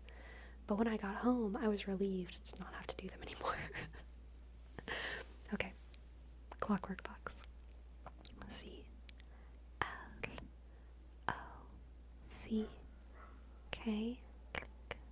W O sh R K app sh O X click 3 sk. Think Clockwork Box. To be fair though, I have an excellent immune system. Truly excellent. I haven't gotten sick in a long time. Body pathogen virus sick. I have gotten other types of sick. But like an actual like thing that goes around happens so rarely to me. So, you know, I low-key think it worked out okay in the end. I don't know how many people I've killed along the way to get here, but hopefully not too many. And Cat Lady Kate redeemed whatever your favorite word to repeat is. I don't think I have a singular favorite word, but I will say I had fun just earlier in this stream saying piglet, piglet, piglet, piglet, piglet, piglet. So I'll say that. Piglet, piglet, piglet. Piglet, piglet, piglet. Have you gotten COVID? I was never symptomatic of COVID. I'm almost positive I've like had it and been asymptomatic simply because I was working the entire time. I went to graduate school. I like did all kinds of stuff. And yeah, I never got any kind of symptomatic COVID sickness. The vaccine made me more sick than anything else. But yeah, that was basically it. Piglet, piglet, piglet, piglet, piglet, piglet. Piglet, piglet, piglet, piglet, piglet, piglet, piglet. Piglet. It is a cute word. Piglet. Piglet. Piglet. Piglet. Piglet. Piglet. Piglet. Piglet. Piglet. Piglet. Piglet. Piglet. Piglet. Piglet. Piglet. I feel like cops would actually get more offended if you called them piglets than pigs. Which gives me a strange sense of power just knowing that, just thinking that. Dangerous. I don't think all cops are bad people. I think there's a lot of cops who are good people. And I would like to lovingly tease them by calling them piglets. The bad ones, I would like to offend them by calling them piglets. Yeah. Piglets. Piglet, piglet, piglet, piglet, piglet, piglet, piglet, piglet. Sleepy out here threatening to run over families and insulting cops on purpose with unwashed hands. It's true. I am a mess. I am a mess. And I have always been one. Piglet, piglet, piglet. Piglet, piglet, piglet. Piglet, piglet, piglet, piglet, piglet. Piglet. Piglet, piglet. Piglet, piglet. Piglet. Piglet, piglet, piglet, piglet. Leave them dangling from a bride. I think you mean bridge. But bride is pretty funny. What does it mean? What does it mean? Piglet. Piglet. Piglet. Piglet. Piglet. Wait, so, like, a bride is holding the cop on the wedding dress. Man, that's sad. Now I'm just thinking of, like, runaway brides leaving cops at the altar. No one deserves to be left at the altar like that, okay? Even cops. Even piglets. Even piglets. Click, click, click. Click, click, click. Click, click, click, click, click.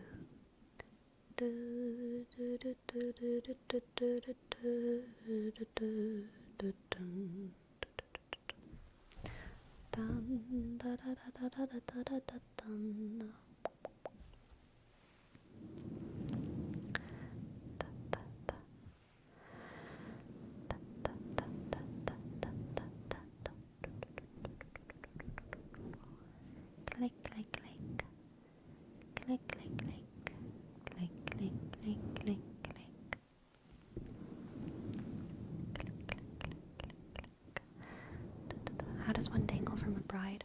Well, the bride has to be very strong, and the non-bride has to be very short. And the bride holds up their arm, and they really hold it strong, and the other person hangs off of their arm, and the bride just, like, lifts them up. It would probably be easy for a child, like a little tiny child, like a 4-year-old maybe, if the bride is strong, you know, like, lift out the toddler. But for an adult, it would take two very special people, I would assume. Yes, it is break time. My friends, I will be back in 5 minutes for more tingles and lovely little chats. Alright. All y'all rock. Pet your fish and stuff. Okay. I'll be back soon. Be back soon. Be back soon.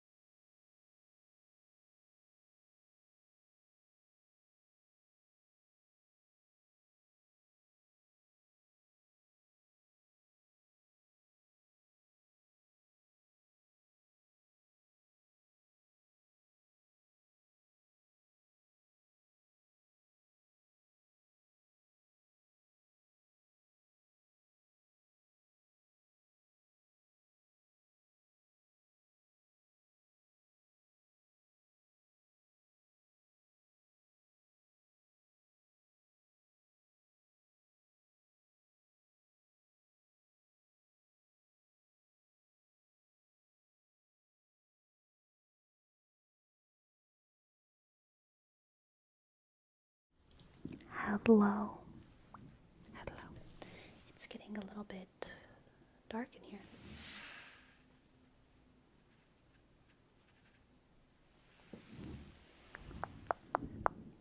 And now it is not.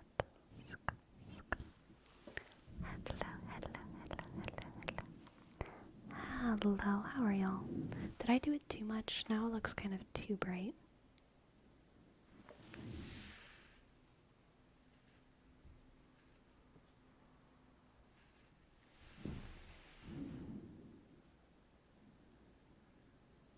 A little better.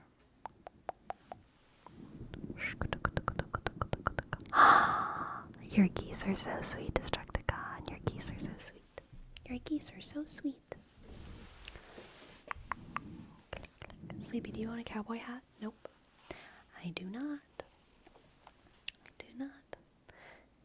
Hello, Just Joker. I like your geese too. Very sweet.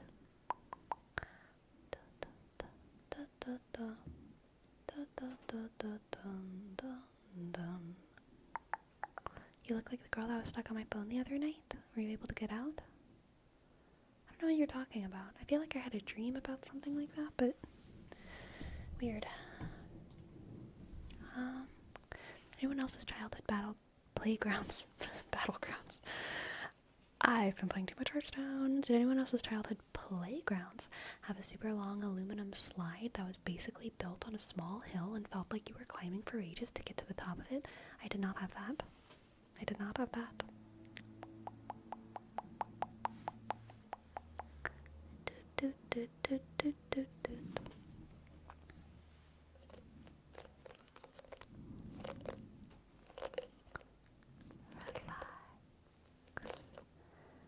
Relax.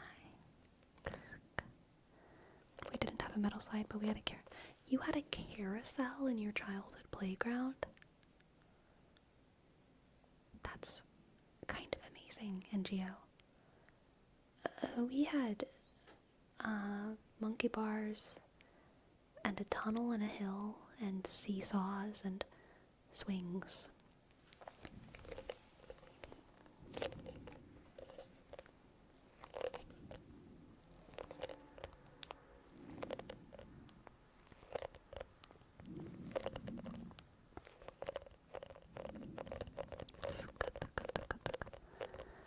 Click, click, clack, click, clack, click, clack.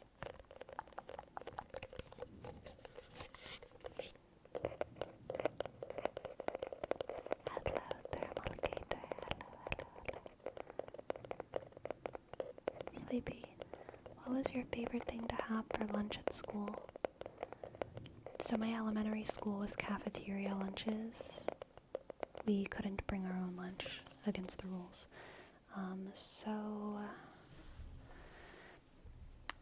Most of this cafeteria food was really wretched, but I did like our school's gumbo. I thought our gumbo was good. Also, I just liked our bread. It was always my safe choice because the school lunch was so bad. I would oftentimes just eat the bread and sometimes eat my friend's bread.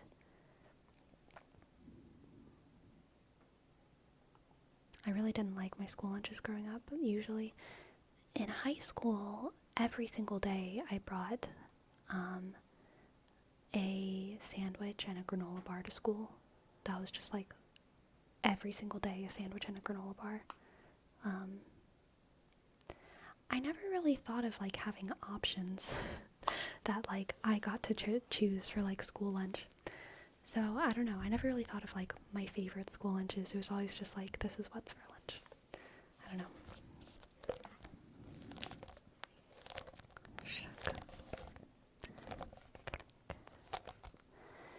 Yeah, and Olivia, what a vibe.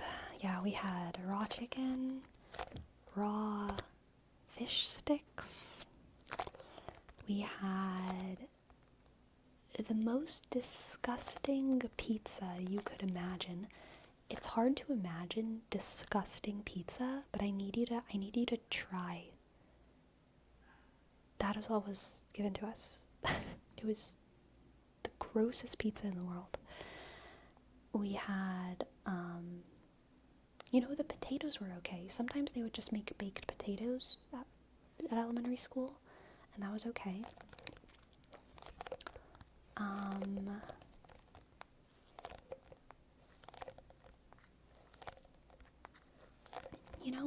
So this is funny. My school had a salad bar, my elementary school, but only like 3 people per like entire cafeteria would ever go to the salad bar. And I always thought the salad bar costed money, because a lot of things costed money at school. They were like considered extra things. Like if you wanted an extra serving of something, it cost money. And also if you wanted water instead of milk, it costed money. And there was usually some kind of like special dessert or something that would have cost money. And I always thought the salad bar cost money. It wasn't until my final year of elementary school that I realized the salad bar was free. And I was so excited about that. I was like, oh my god, I get to eat this for free. And so yeah, my last year of school I did start eating the salad bar, but it was a pretty bad salad bar, but it did exist, which was nice. Yeah, free salad bar is super nice. It makes me sad that like no one really went to it. It was very small, super small. It was basically just like lettuce and like croutons and some different dressings, and I think tomatoes and onions. I think that might have literally been it. But it did exist.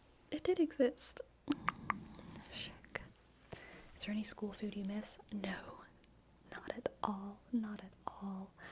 Oh god, one of my favorite things about adult life is getting to control what goes into my own body.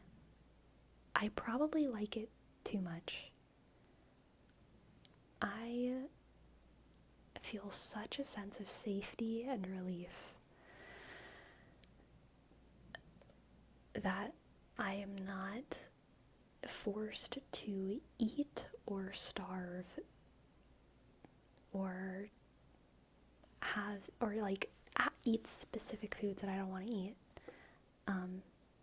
because of my circumstances, like I am in complete control of what goes into my body, and I find such a deep sense of relief in that. My mom worked for the school board when I was a kid growing up, and I got to make lunch schedule for my school because I was friends with the ladies that were in charge of that. That is so cool, Green Ninja. Oh my god, what a power trip for a kid. I love that. To me, the concept of schools having free lunch is weird. That doesn't happen here. You either bought your own lunch or took money to buy stuff. Oh, so I don't know what it's like in public schools for Rome, but I did go to a private school, so I think that was part of it. Like, it was pretty expensive to go to school, so part of that cost was that they gave you lunch. Yeah. But I think in public schools there's also an expectation that you get free lunch as well. Is there not? Maybe you like pay at the beginning of the year? I don't know how it works in public schools. Public schools, it's part of the hungry kids don't learn or get angry. Oh, yeah. That's true. You only get free lunches if you fall under a set income.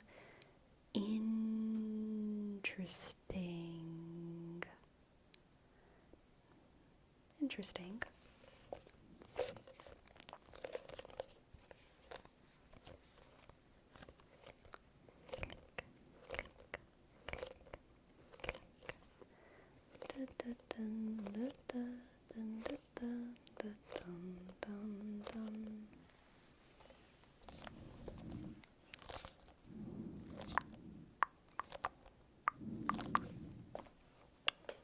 Did you have any favorite food to cook? When I was in elementary school? No. When I was in high school? Maybe spaghetti. Chocolate chip cookies, brownies. When I was in high school, kept it pretty simple.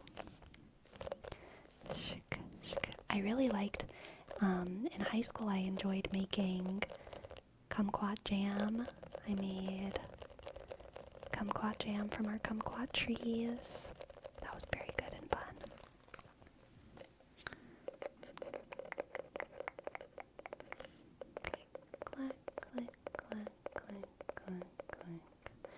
I was into private schools and that was never included. And for work, I've been inside public schools and they don't give free lunches either. So I kind of wonder how my school did it, or like what the organization structure there was there, because I do know that everyone who worked at the cafeteria, or at least most of them, were volunteers. They were all women, female volunteers they were mothers of the children at the school, which is getting weirder the more I think of it. Women working for free in an industrial setting. It's even weirder. It's like, that's interesting. There's a lot of strange social dynamics. I don't think it's necessarily like evil or bad, but it's like a strange manifestation of like, gender in society and how women's labor is not considered real labor by the market. But I mean, I don't think it was like any of their faults, obviously. They were just like loving their children and doing their jobs. TF Calton, thank you. Thank you so much for your sub. Thank you. T click apps underscore CO click L T clickety click O N. Thank you, TF Calton. Maybe they got a reduction in price for their child. Definitely not. Religious volunteers? No. So I remember the name of the club. There was like a club for the mothers of children who went to the school, and it had a specific name, but I feel like I shouldn't say it. But there was a club like for the mothers of the children who went to the school, and they, within that club, acted as volunteers for a lot of things. Mothers of the Children's Club, exactly. So they were like, a lot of them were lunch ladies, and they would also be like extra chaperones for school trips. I'm almost certain it didn't come with any kind of discount though. I could be wrong, but I am,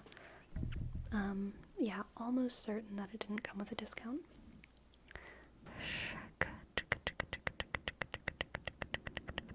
Because it was a private school too? Well, then maybe I am just wrong about that. I could just straight up be wrong. I don't know, because my parents weren't in that, but that was never the impression that I got. But I could be wrong. Here, usually the cafeteria was its own thing, somehow negotiated with the school, so they're making their own business and selling food to the students. So the people that worked in the cafeteria weren't working for the school, but for the owner of the cafeteria contract.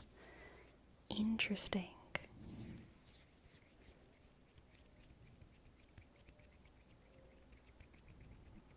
Kumquats are delicious, Cat Lady Kate. But you can't buy them at the grocery store, okay? Even if you see them, you have to promise me you will not buy one, okay? No one buy kumquats from the grocery stores. They're trash. They're sad. They're bad. Don't do it. Don't hurt yourself like that. Don't ruin the kumquat.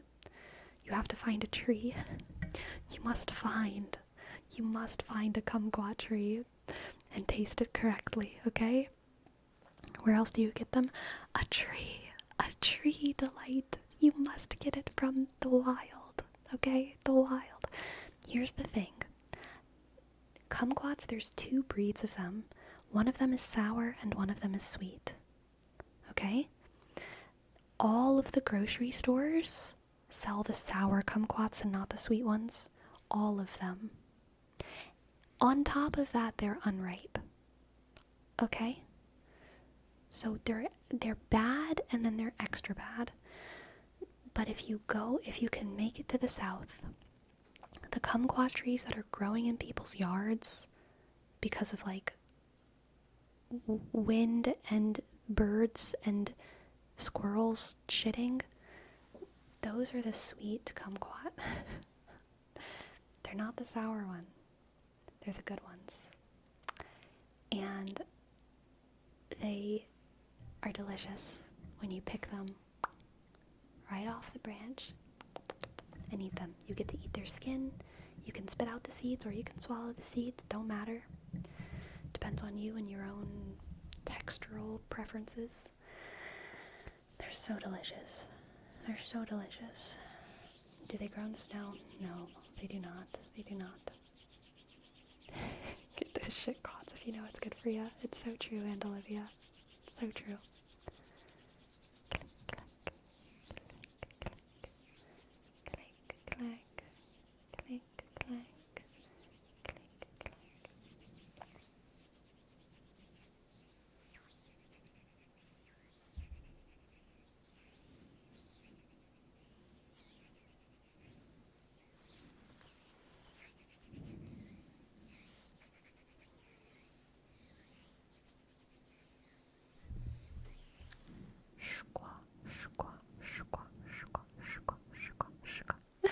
KFC.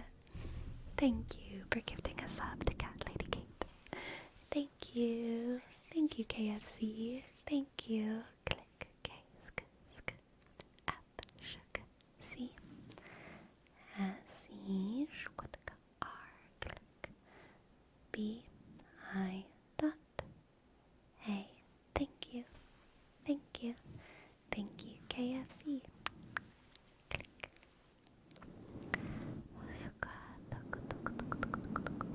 Guess how we call it here, it's so different.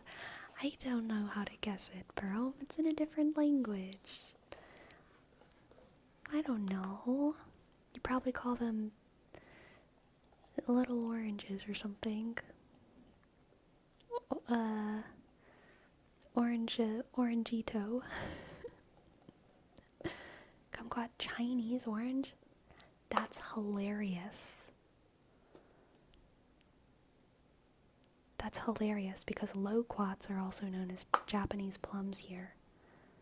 Chinese orange and Japanese plums. That's so interesting. Click, click, click, click, click. By the way, Sleepy, how's the gym? Have you done your 1 rep maxes? I don't know what my 1 rep maxes are, but I did have a very good leg day today. Sunday leg day is the best. It's the best, okay? This is my 4th Sunday leg day in a row, and I am loving it. Sunday leg day is the best Sunday leg day because my rest days are Friday, Saturday. 2 rest days is so many rest days. And so, like, I'm always, like, just, like, rearing to go, you know what I mean?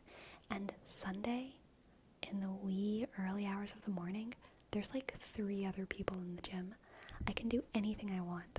I can do anything I want, and I can go so hard, and whenever it gets really difficult, I can, like, breathe as loud as I want, and I can even count out loud if I really need to, like, pump myself up, because there's only, like, 3 other people in the gym, and they're far away, and I can make all the faces I want. It's amazing. Sunday leg day is God's gift to me, alright? Hello, Prime Token. Welcome in, welcome in, welcome in, welcome in, welcome in, welcome in, welcome in. Breathe as loud as you want. Sleepy's gonna get to the screaming and grunting level. I don't think I am. Whenever I breathe as loud as I want, I'm like... You know what I mean? But then if there's people next to me, I try to keep it at like a...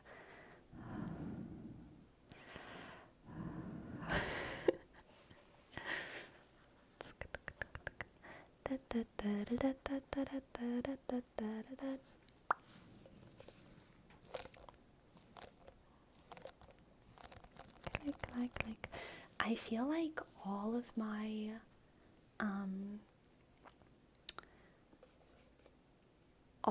neurodivergence comes out with the weird shit my mouth does when I'm struggling at the gym. Like, I make so many dumb faces with my lips when I'm struggling at the gym. It's really difficult for me to not just have a crazy looking face whenever I'm on like that last set.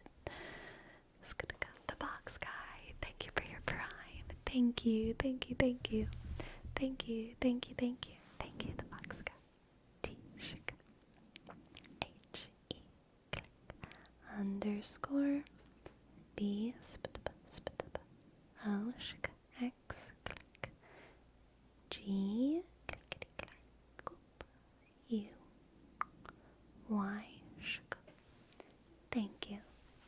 Thank you, thank you, thank you. How do you know? Have you seen yourself in a mirror? I have not. Thank God. Thank God.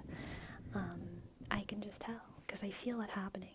I feel myself completely. I like lose the mental energy to control my face because all of my mental energy is going to like getting those last like 3 reps in. You know, it's that like willpower that I really gotta push because it's hard at the end. And then I'm just doing weird shit with my face. And I just kind of hope no one's looking. I just kind of hope no one's looking. And usually no one is, so it's fine.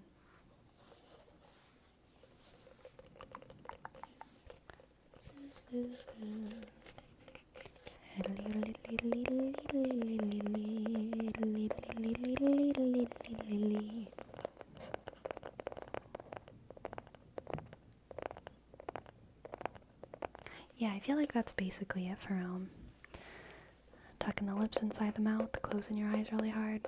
Yeah.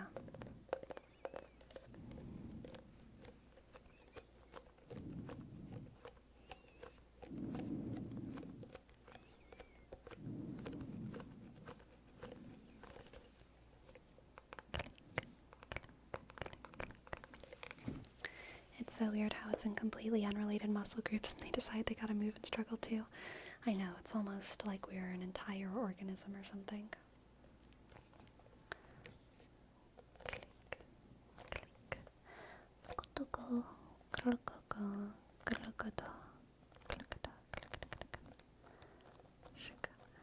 I just got back from outside after screaming my butt off because I never would have been able to sub to you, Sleepy. Aw, cat lady Kate. That's so cute. Thank you. And thank you again to KFC Serbia.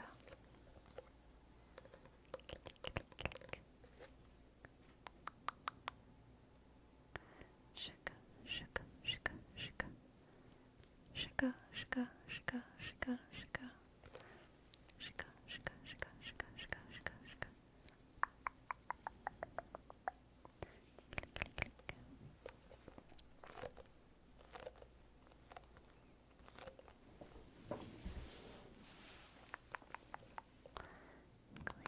Click, click, click, click, click, click, click, click, click,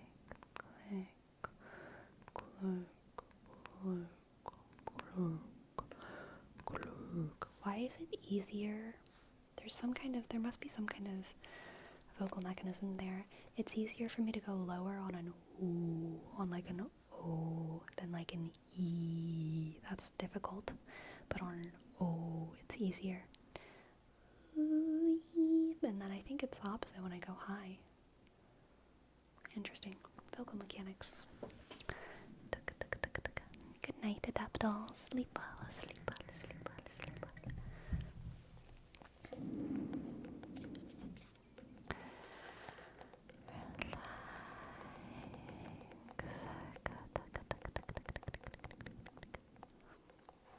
And Kuru Summit. Kuru Summit. Kuru Summit. Here's your name trace. K, click, click. U, shk. R, shk. U, shk. S, A, click. M, A, click. T, shk. Kuru Summit, Kuru Summit, Kuru Summit.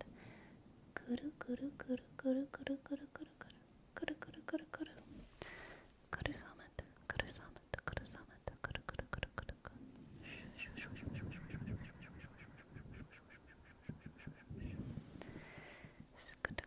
You know, Sleepy, you say such interesting things.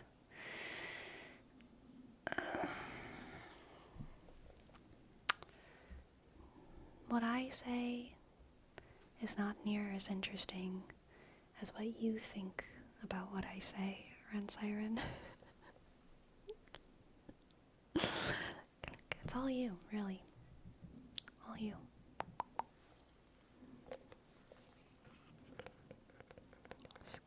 It's the things she doesn't say that worries me.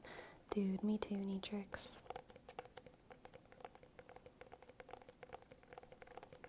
Ska. Ska. Ska. Ska. Ska. Ska. Ska. Ska. Ska. And Glue Mushroom, here's your name trace. G L O O M underscore S H click R O O M click underscore underscore. So sorry for the creaky creak. There we go. Underscore. I had no idea you gamed. I saw you on your homie stream. I can't wait for your second Twitch channel, Always Lightly Gaming. Yeah, last stream was fun with Susie and Katia. That was a fun one. I do like Darktide.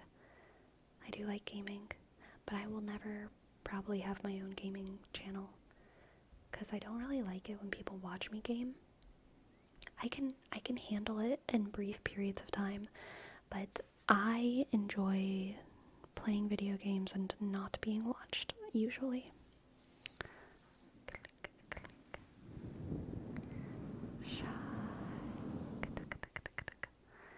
Clickety, clickety, click. Aw, thank you, Sirius dear. Yeah, thank you. When are you getting on the RuneScape grind with me and Destructicon? Maybe in like 1995. I'll get on that with you. Okay?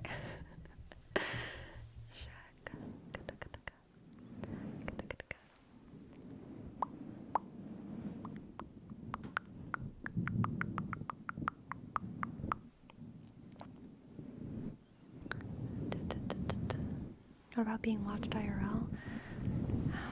Even worse. Oh god, even worse. No. Please, no. No. I don't even know if RuneScape is an idle game, actually, Prime Token. I think RuneScape is an idle game.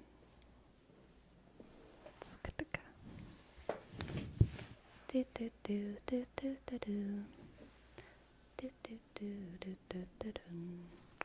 never catch a Swoozy stream. I get off the stream at 5 a.m. The streams are like 7 a.m.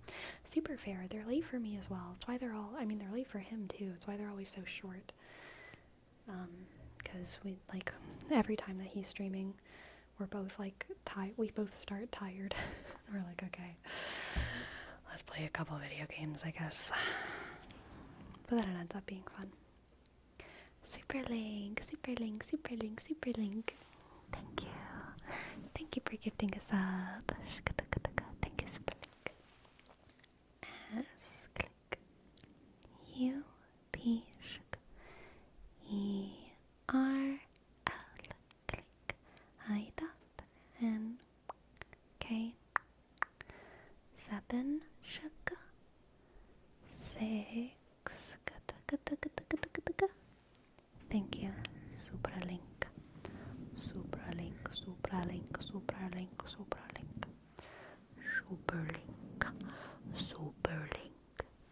Superlative. Super Mario Galaxy. Have you ever played Frostpunk? You were so hyped for it. I did. You know, I played Frostpunk for like 25 or 26 hours, maybe, something like that. I definitely could have played more, but I did kind of stop.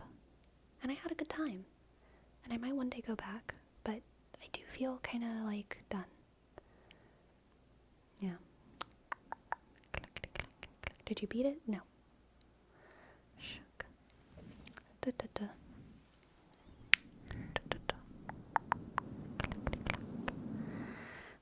favorite game in recent years?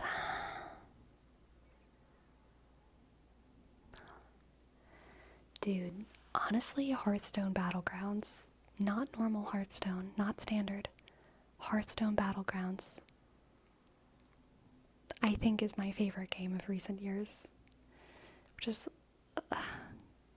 I feel like it's not what people want to hear, but man, it's so true. I also really do like Dark Tide, but yeah. I had a lot of fun with Ark as well. I played Ark for a while, and I really, really enjoyed Ark. But, oh, you know, it's actually really hard. I really, really did love Ark. But I also stopped Ark. It's between Ark and Hearthstone Battlegrounds. I like Dark Tide as well, but I don't know if I like it as much as Ark or Battlegrounds.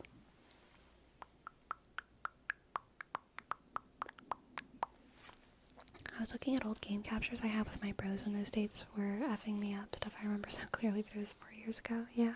For whatever reason, I have a tendency to pick up games and enjoy them, but then drop them like right before the final boss. Super fair. Not a bad choice. Battlegrounds is the best thing that's come from Hearthstone. Yeah. Do you like survival games? Honestly, Gisley, I don't know what games I like. I feel like I'm definitely a gamer. I play video games often enough that I'm definitely, like, you know, I put in many hours a week into video games. So I'm definitely a gamer, but I'm not a very diverse gamer. I kind of just stick to my games. It's pretty rare for me to add a new game to the cycle. And I feel like if I list like all of my favorite video games, there's not too much of a pattern. Like Skyrim, Hearthstone Battlegrounds, Ark, League of Legends, Dark Tide, Terraria, Kingdom Hearts, Final Fantasy 13, Nier Automata.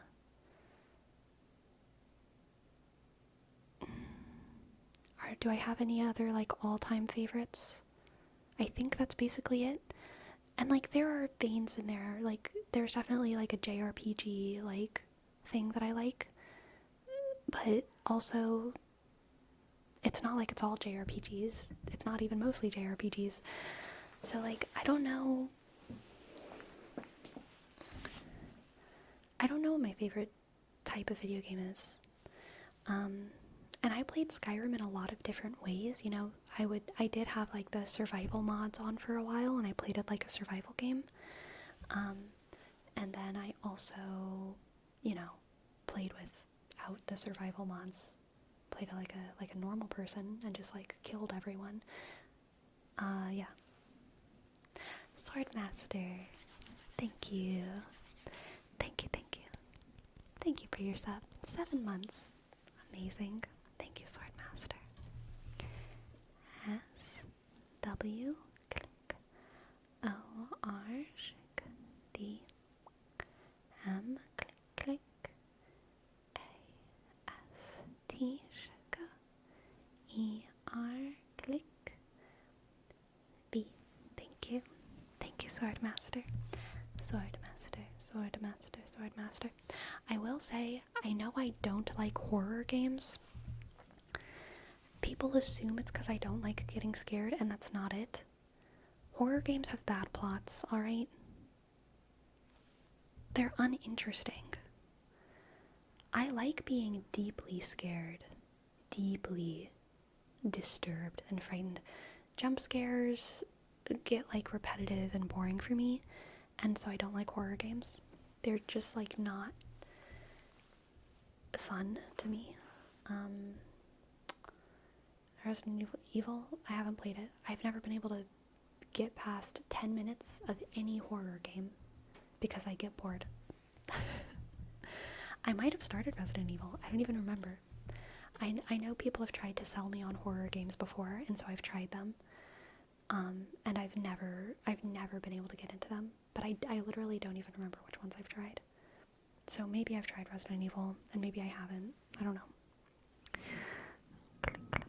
Does that apply to horror movies? It applies to most horror movies. I do, however, say that I like horror movies because I've seen enough really good ones. Most of them, yeah, I don't like horror movies because they're uninteresting. But there are horror movies with really good plots, really good scripts, really good acting, and they're engaging. But I've yet to find a horror video game that, like, strikes me with the same kind of profundity and terror, profound terror, as like a good horror movie.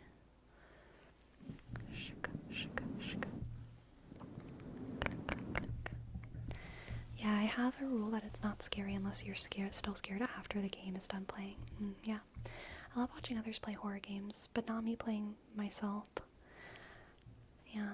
If you want a story from your horror games, I think you would enjoy Silent Hill too. Okay, interesting. Sleepy, do you get bored watching others play horror games too? Yeah, I do. I mean, I feel the same about watching people play horror games as I do about, like, react content where people are, like, just laughing. There's commentary channels that I like where they're, like, reacting, pausing, talking about something, giving an interesting take, and then, like, pressing play. I love that. But, like, react channels, you know, you guys know the ones I'm talking about where, like, it's just like, ha ha ha, I can't believe they said that. Oh my god, no. I get the exact same experience watching that as I do watching people play horror games. They're focused, and then they go, ha. They're focused, and they're like, oh my god, I'm so scared. Oh my god, this is scary. Ah. Like, it's just, like, uninteresting. I don't get it. I don't feel any badness towards people who do get it, though, and enjoy it and love it. I just don't get it, which is a fault of mine. Okay.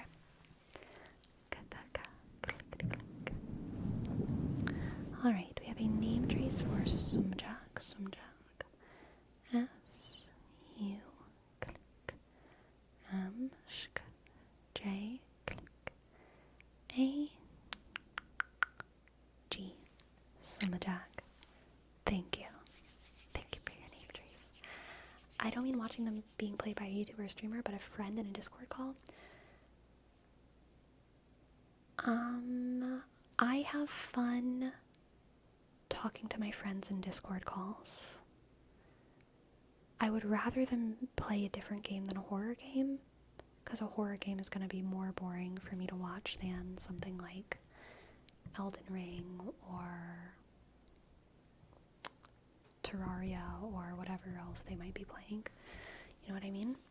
But, like, if I'm talking to a friend and they're playing a horror game, I'm gonna have a good time because they're my friend, and I'm gonna talk to them and they're gonna talk to me about, like, tangential stuff to the game. You know what I mean? So.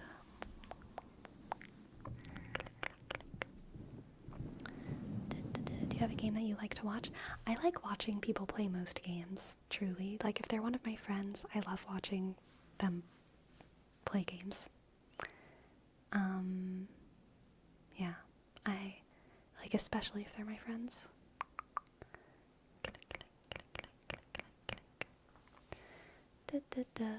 McJake, thank you for sharing about your gym day. You missed my little tangent about my own gym day. Welcome, McJake. Today's gym sesh was core and cardio. 30 minutes on the elliptical, 15 minutes on the bike. Then for core it was 3 sets of 10 kettlebell crossover in a high plank, dead bugs 3 by 10, kettlebell half kneeling chops, don't know what that is, suitcase carries, and 3 1-minute planks. Dang, that is some core and cardio right there, McJake. Wild. Good job. Good job. Good job. Good job. Good job, McJake.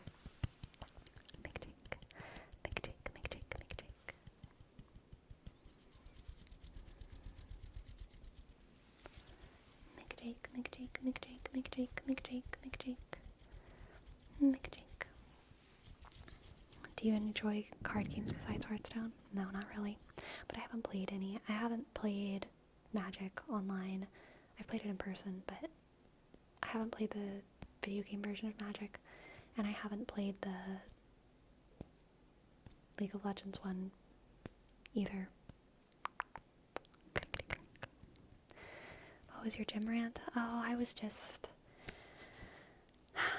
having a moment of gratitude for quiet Sunday morning leg days where it's just me and 3 other people in the gym, and I get to go hell hard because I'm coming off of 2 rest days, and it's peaceful and challenging and delicious.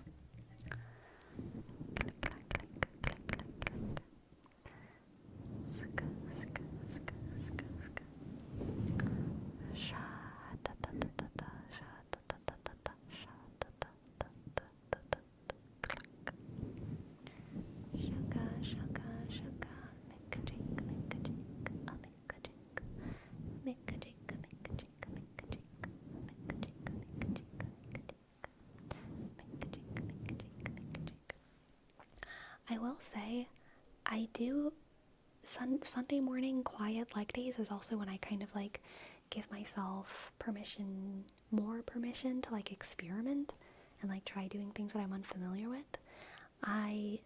Today my experiment was I was trying to do RDLs with the cable machine rather than the barbell. Because I saw on the internet that if you do it with the cable machine, it's less on your low back, which sounds nice for me. So I wanted to try doing that, and I did it. I felt very insecure about my form, though. I was watching a video on my phone of like someone with good form, and I was trying to mentally copy them, and for most things I have like a pretty clear mental image of like what my body's doing while I'm doing it, but this was like a weird movement, I guess. It felt weird to me, and so I felt very skeptical of my own form. I still felt it in my legs and in my hamstrings, and like I felt it, but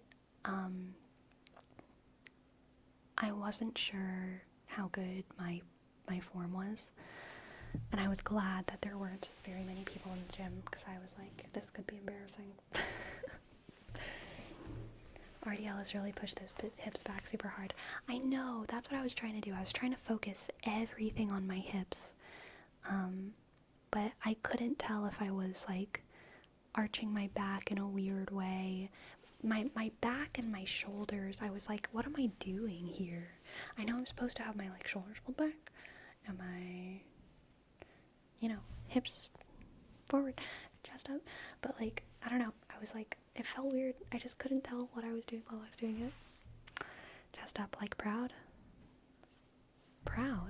I'm sorry, I can't imagine what that is. Sorry.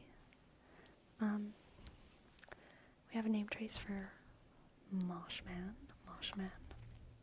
M click click O S H click M click click A sk N click 3 sk 3 click 5 shaka shaka shaka shaka.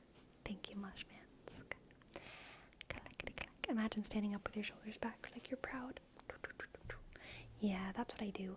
But whenever I go down, I feel like my shoulders want to come down with me. So I have to be very brain. I have to be very brain on pretending like I'm proud as I go down, which I think I'm doing, but I just wish I could see myself so I could know that I'm doing it right. You know what I mean? How do you come up with your routines? On your own, an instructor, or following an app? On my own. I know basically what muscle groups I want to work and what things work those muscle groups. I don't know all the things that work those muscle groups, but I know like usually at least like one exercise per muscle So I'm like, oh, if I want to do this muscle, I will do this exercise until I'm done with it. You know what I mean? Do it near a mirror. There's no mirrors right there. I can't move the whole cable machine. Do you have a plan before you go to the gym that day, or do you get there and swing it? I have a loose plan before I go to the gym, but oftentimes when I'm at the gym, I adjust a little bit.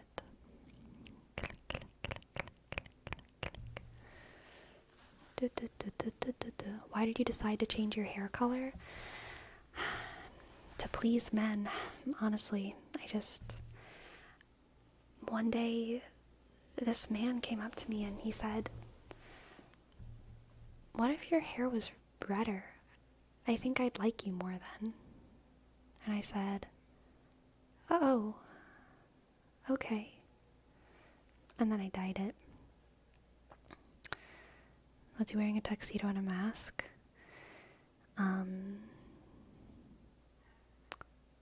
Yeah. He was. He was.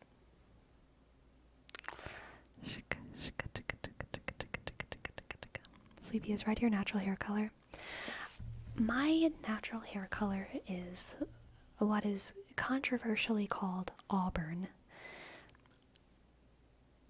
I'm gonna give a wild take right now, okay? But I swear to God it's true. I swear to God what I'm about to say is true.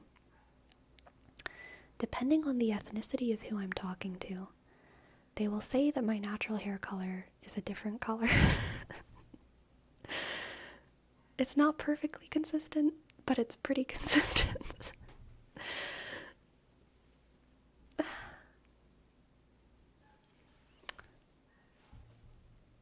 I would say it's, when I look at my hair, I say it's brown, okay?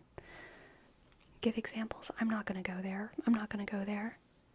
When I look at my hair, y'all can kind of see. This is like where the hair dye starts. It's like fading a little bit. Like right here. Generally, I would call this brown, right? But in the sunlight, it is different from like mousy brown, brunette. It has a red tint to it that makes people call it red. And I understand. Sometimes I see myself in pictures and I'm like, yeah, that's red. Strawberry brown? Yes. Yes. Yes. Some people call it strawberry brown. Some people call it auburn. Some people have called it strawberry blonde. And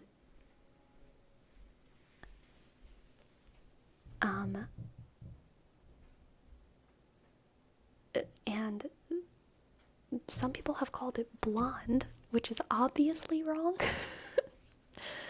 But they insist upon it.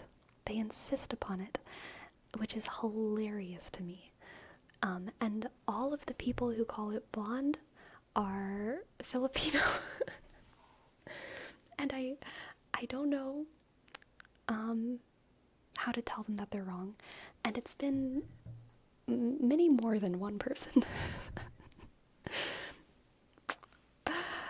So I just chalk it up to culture at this point.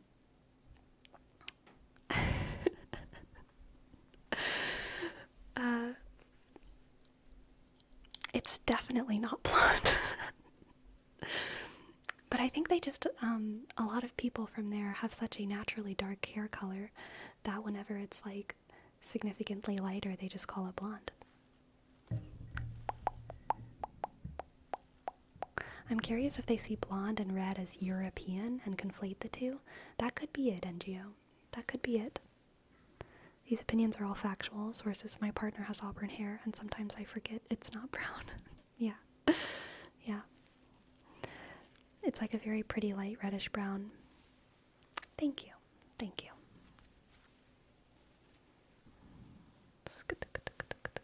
Sleepy, so random, but can you do regular push-ups yet? You know, I am much more comfortable doing push-ups, but I will say I don't do deep push-ups easily. or really at all. Like whenever I was growing up and like going to like like PE classes in elementary school, I was taught you're not done with a push-up until your chin can hit your fist on the ground. I cannot go that low, and I never will be able to. Okay? Okay? But, I mean, maybe I will one day. I don't want to give myself a never. I could one day. I feel like whenever I'm doing push-ups, there's like maybe that much space between my chin and the floor. And my fist is like, I probably am like 2 fists away from the floor.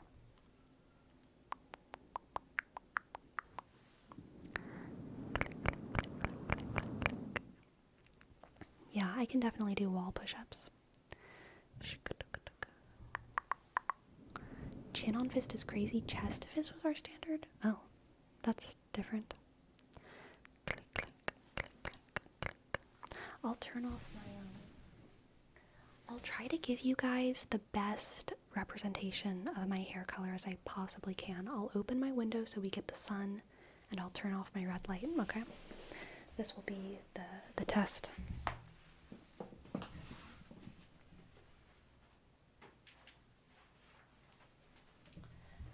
Okay, red light is gone.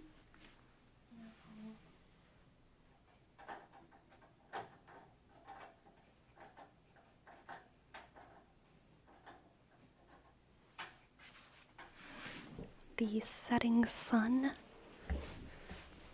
is in,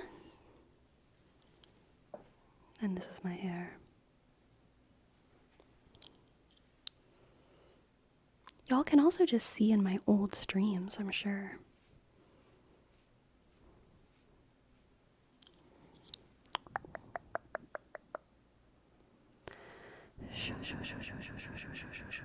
Definitely blonde. Somehow the lights make it darker. No, that's brown, yeah. Hello, Nogatron. Hello, hello, hello.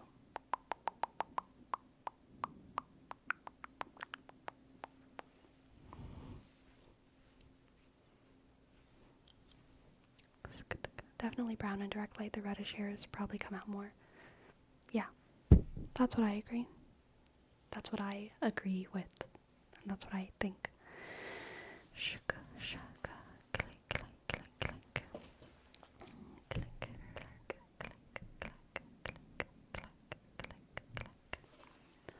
click. Click, clack, click, clack, click, clack, click, clack.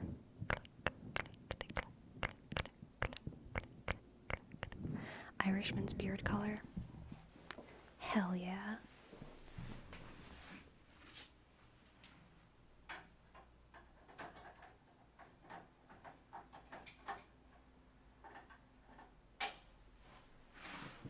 Okay.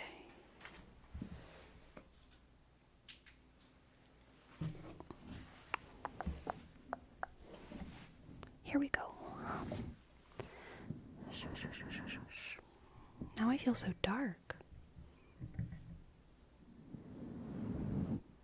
I think maybe I did have my blinds open a little bit before.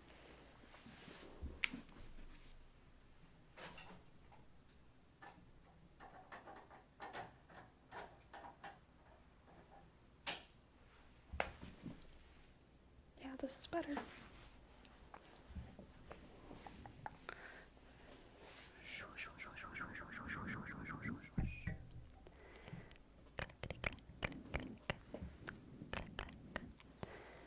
Click, click, click. Clickety click. Dealer's choice for Lord Gobbin for a word rep. Let's do clarity. Clarity, clarity, clarity, clarity, clarity, clarity. Clarity, clarity. A nice rustish color, definitely red in there. Yeah, it's red enough that My sister's hair is definitely brown, and mine is distinct from hers. So, like, whenever I stand next to my sister as well, it's like, oh, one of them is like a redhead. But also, if I'm standing next to redheads, I'm definitely not a redhead. Like, I'm not. But if I'm standing next to, I should say brunettes. I was gonna say brownheads, but that sounds weird. If I'm standing next to brunettes, I do not have brown hair.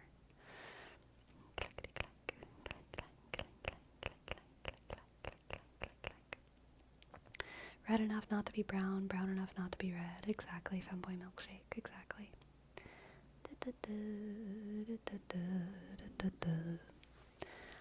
Clarity. Clarity, clarity, clarity. Clarity, clarity, clarity, clarity, clarity, clarity, clarity, clarity, clarity, clarity, clarity, clarity, clarity, clarity, clarity, clarity,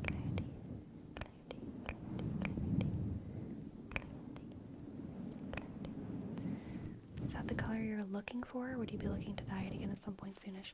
Yeah, I need to get a haircut, and I need to, yeah, probably redo my roots soon. Clarity, clarity, clarity, clarity. Clarity, clarity, clarity. And Laura Goffin, thank you for your prime. Thank you, thank you, thank you. R-D G shaka A click B sk E click N click 9 sk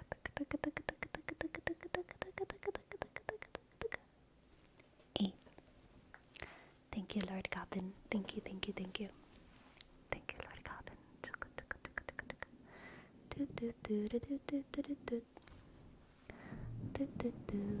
And for John Bam's beard, we have a word wrap for banana cream pie.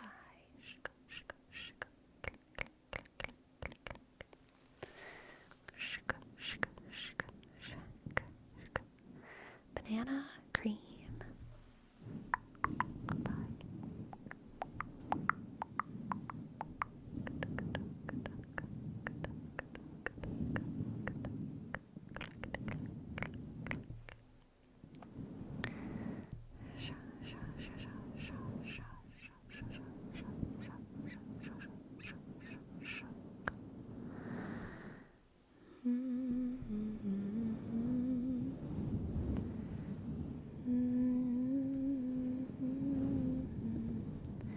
And for stitching, we'll do stitching, stitching, stitching, stitching, stitching, stitching, stitching, stitching, stitching, stitching, stitching,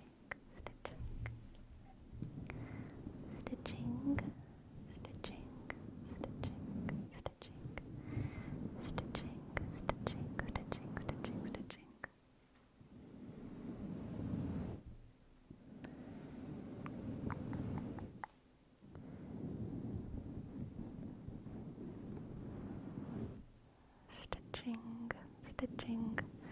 The haircut, are you just cutting the end or changing the hairstyle a bit? Just a trim. Stitching, stitching, stitching. Farewell, Prime Token. Have a good dinner. Thanks for stopping by. Stitching, stitching. And for Adeptal, what the Sigma? What the Sigma? What the Sigma? What? The Sigma? What? The Sigma? Where? The Sigma? What? The Sigma? Where? What the Sigma? What? The Sigma? What? The Sigma? What? The Sigma? The Sigma? What? What the What? What the Sigma?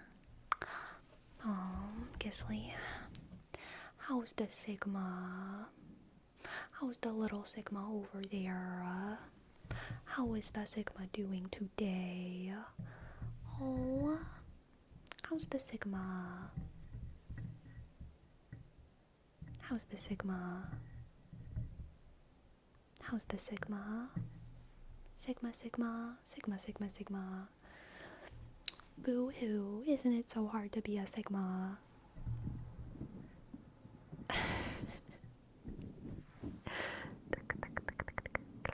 Gribs, thank you for your prime. Thank you, thank you, thank you. G, R, I, dot, B, B, S, underscore, 1, Sleepy, do you have a gym crush yet? I have so many, McJake. I can't help it. But, like, none of them are serious. You know? Just kind of like, damn. But, like, it's not serious.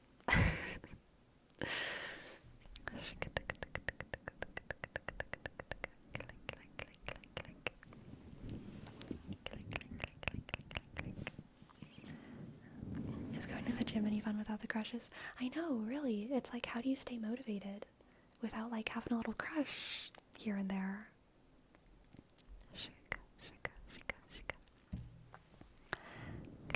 Have you talked to any of them yet? No, none of them. Never, and I never will. Okay? It's a journey, not the destination, alright? I never want to get there. I just want to enjoy the delicious sensation of unrequited feelings, alright? Have you ever talked to any of them yet?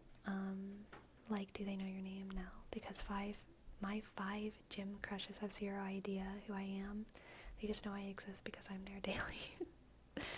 Yeah, very fair. Very fair.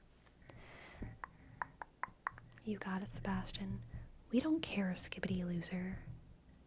We don't care, skibbity loser. We don't care, skibbity loser. We do not care, skibbity loser. We do not care, skibbity loser. We don't care, skibbity loser. Sleepy, do you breathe loudly when they're around, or that's when you try not to be noticed?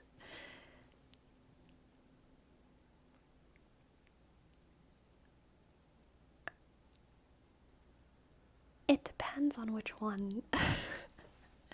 You know, I have given a friendly wave to some of them, and then there's other ones that I like, yeah, I try not to be noticed by them, and I try not to look at them, and I try not to have them look at me. It depends on what vibe I get from them. There's some of them where I don't mind giving like a little, you know? Like, sometimes we pass next to each other, and it's like, and then we go on. But then there's other ones where it's like, you know, don't look at me and I won't look at you, I promise. Except we are, just when the other one's not looking. What makes it different? I couldn't tell you. It's just the spirit. It's the spirit in me and the spirit in them. Okay? It's Virgo wisdom. You wouldn't understand.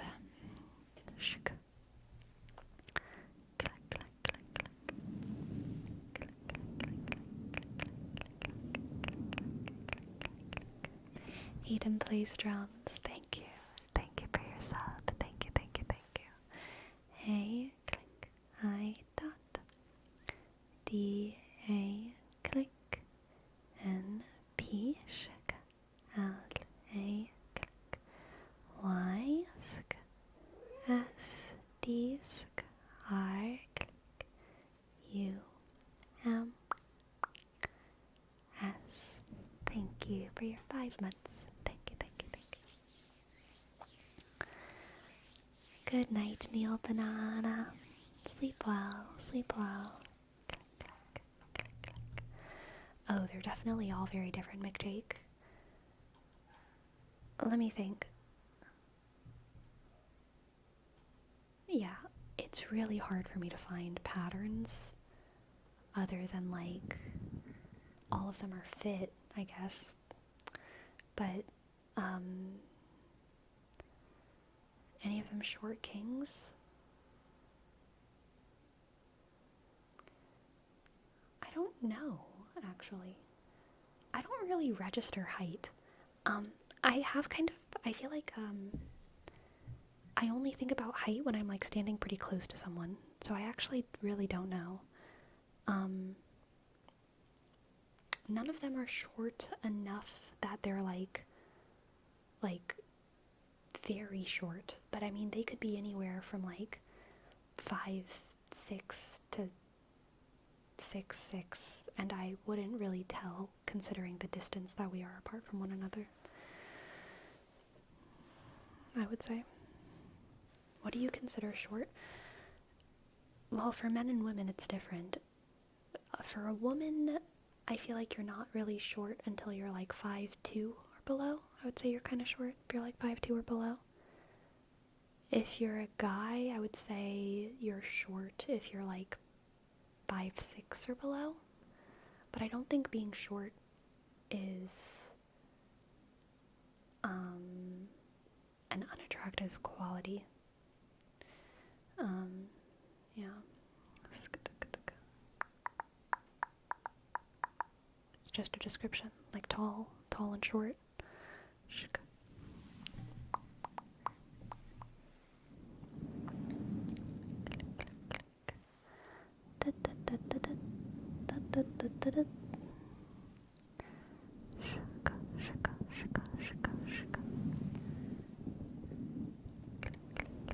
I'm told I'm 6 feet. I've never checked. It's a very good defense there, Dominix. Very good. Never check. Keep that pride.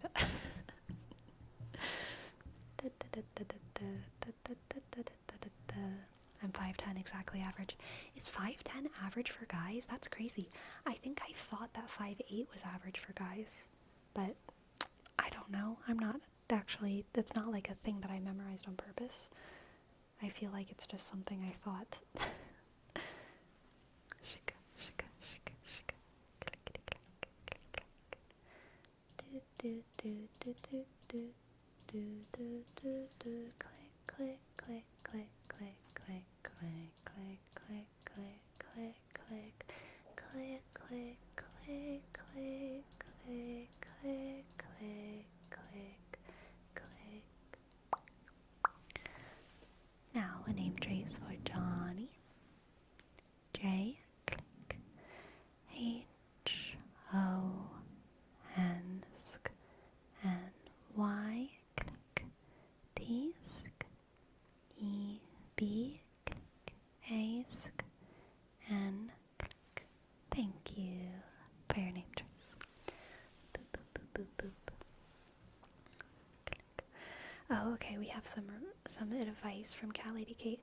Find out their name, follow them home, write down their address, stalk them, leave them anonymous letters detailing what you've seen them do in their own home. Leave the letters in a place in the gym where they will grab it. In the 69th letter, ask them to meet you at the front of the gym and ask them out. This is a joke. Huh. Noted. Maj, thank you for your sub. M, click, A, sk, J, click, M, click, A, sk, N, click, D, E, R, shukadukadukudu, S, kaduka. Thank you, Maj. Thank you.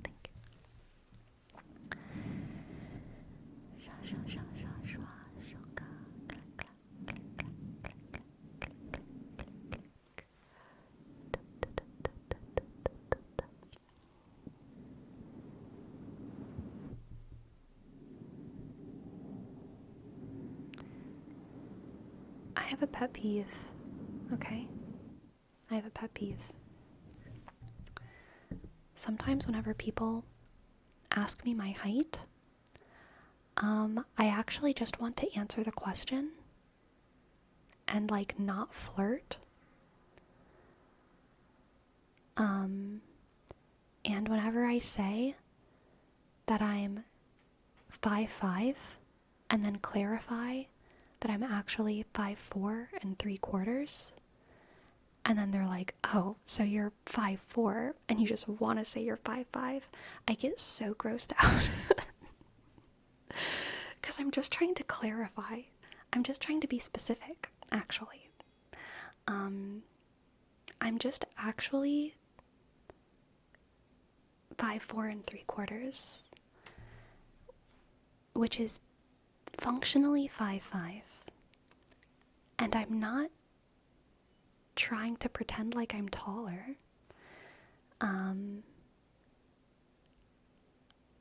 just answering the question shortly and then clarifying for specificity.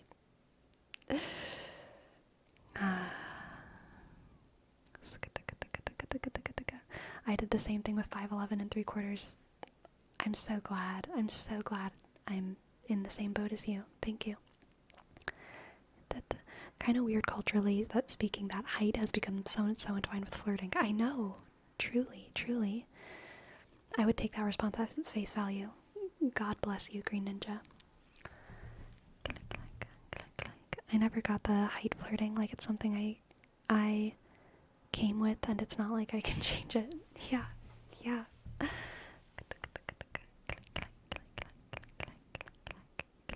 Shortly. I guess I should have said quickly or something.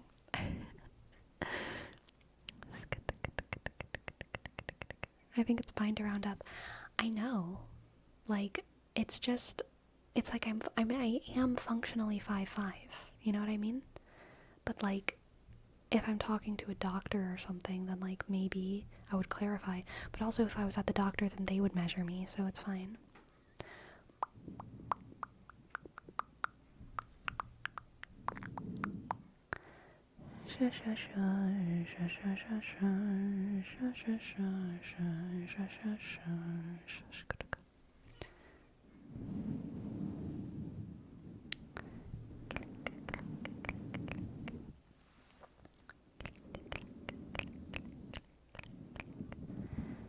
Click. Yeah, centimeters is a good hack.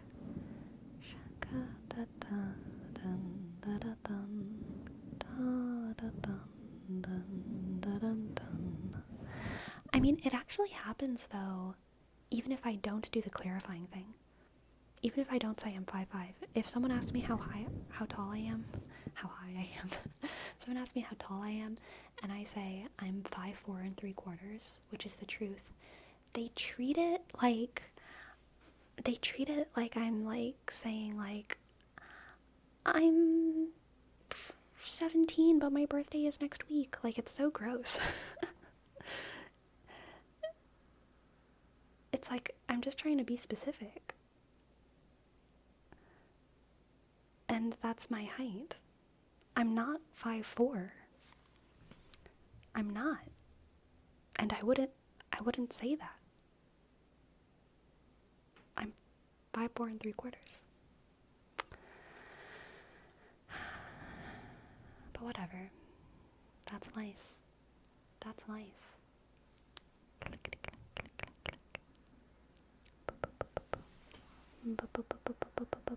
Yes, of course, McDrink. Of course, McDrink. Sleepy knows what she is. It's true. It's true.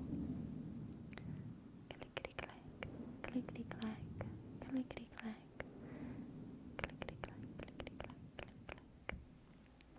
Relax, relax, relax, relax, relax, relax. Relax. 5'4.5", is that more socially acceptable? Why?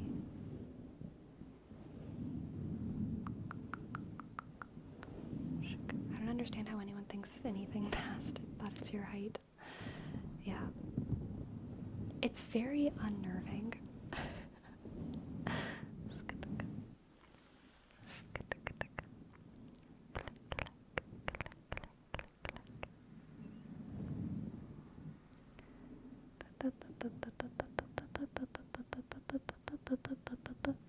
The problem is that inches are too granular. Yeah, I would agree.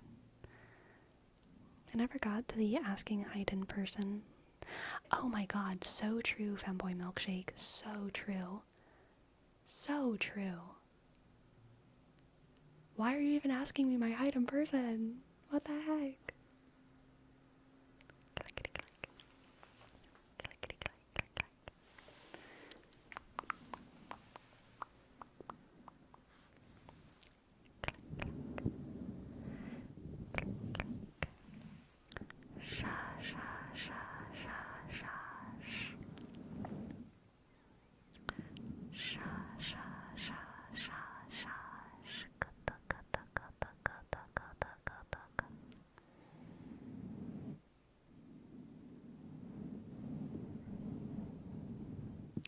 You know, I legitimately didn't even understand, like, at all that, like, height was a gender flirting thing until, like, relatively recently.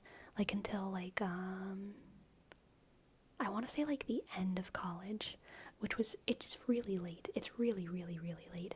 I always thought that whenever I was growing up, what you were saying, lock pocket sand kind of reminded me of this. Welcome to the chat. I teach teenagers and height comes up often. Growing up, you know, talking about height as like a kind of like jokey, how much are you growing, status thing, like whatever. Like that was definitely like a bantery thing, but it was never like a flirting thing.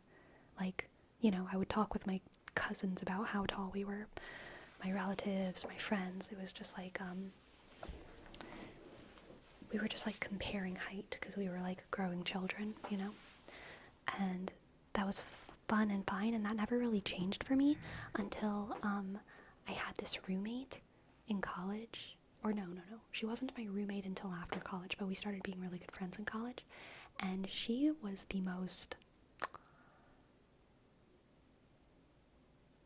I guess I'll just call it flirty person I've ever met. No, that's not actually true. She's not actually that flirty. She was just the most...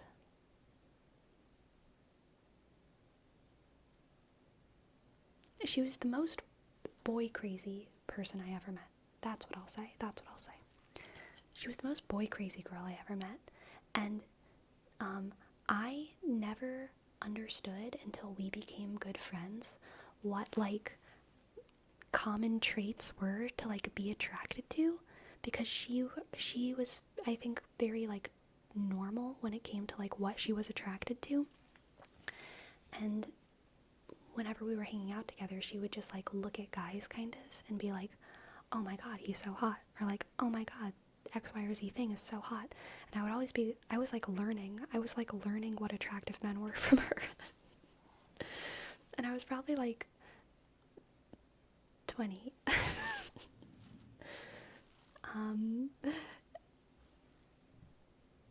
Because like obviously I had experienced attraction before, but not really like in that way. And so I like never really I never understood the height thing until she kind of like clarified that for me. She wasn't a pick-me, Adeptal. I don't really believe in pick-me's. I don't think. I mean, I think there are some cases where pick-me's exist, but like, in general, I think pick-me is like just another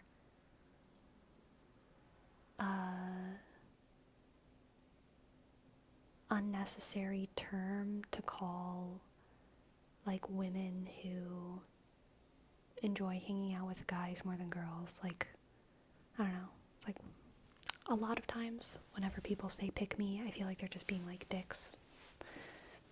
But sometimes it's valid. There are like girls who like put other girls down in ways that are kind of ridiculous, and yeah, that exists.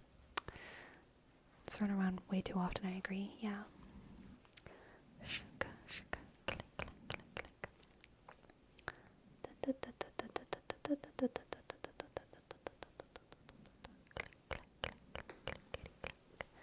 Click, clack, click,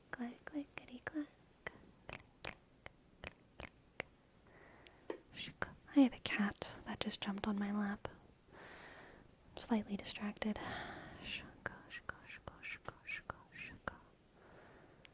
Hi. What's up? How are you? How's your day going? Yep, Ninja Crazy beneath the frame, sneaking in, shedding her fur.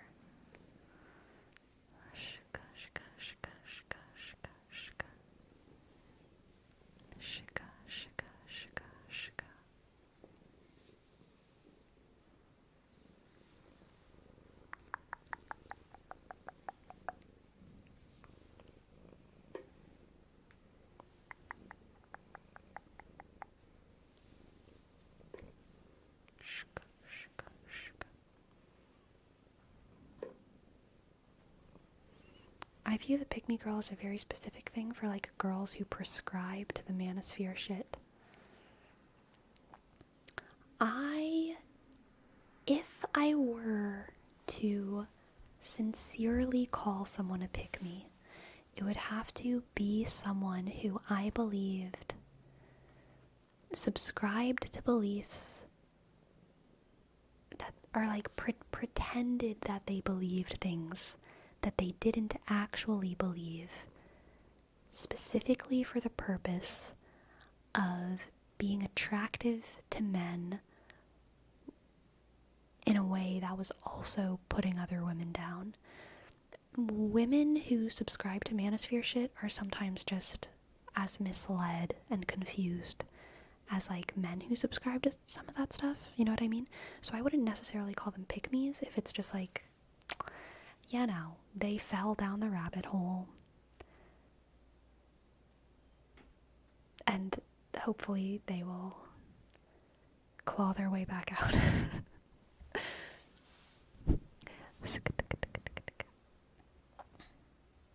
I haven't heard the term manosphere before. What does it mean?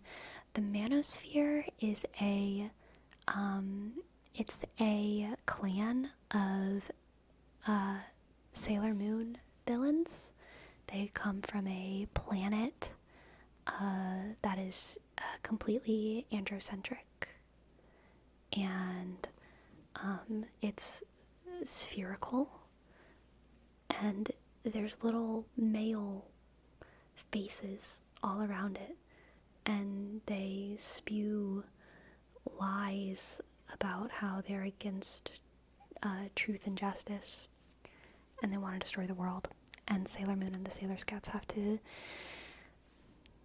destroy them with peace, love, truth, and justice. That's the manosphere.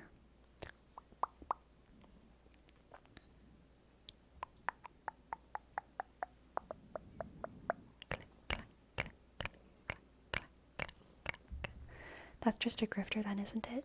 Yeah, I basically think so, KFC. Yeah. Does height matter to you? I don't think height matters to me, but it's never been tested. I've definitely been attracted to people who are shorter than me. But most of the people who I've been attracted to have been taller than me. But also, I think it's just a coincidence. But I also don't know for sure. Like, it's hard to tell. Because I haven't been attracted to that many people. So, like, I don't know. I'm sure it matters a little bit.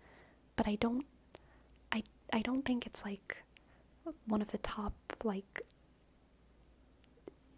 7 or 8 or maybe 10 things, but I don't know.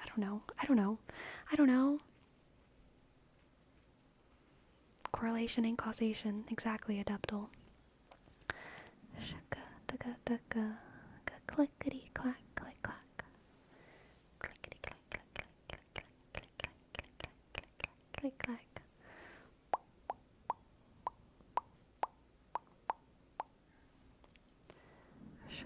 There's physical height and there's personality height. So true, Missed Hollow Griffin. So true. I will say, I am attracted to that personality height. That definitely matters to me.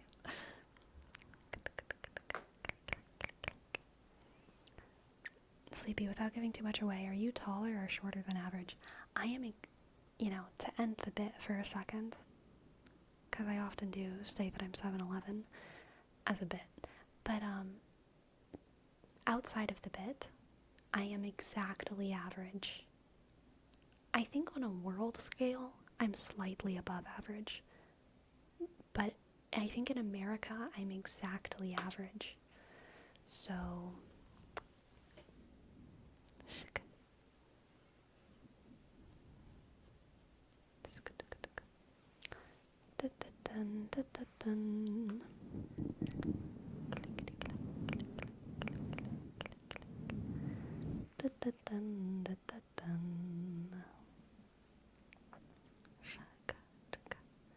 do you have a limit on how tall? I don't know, Fome. It's never been tested. I don't know. There's not enough 7 feet tall men for me to test this theory on. I don't know.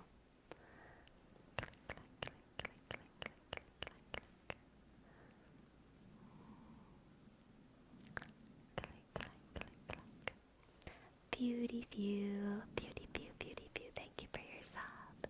Thank you, thank you, thank you, thank you, thank you, thank you, thank you, thank you, thank you, thank you. F shk E click W sk D Y click F sk E W click. Thank you. Beauty view, beauty view, beauty view.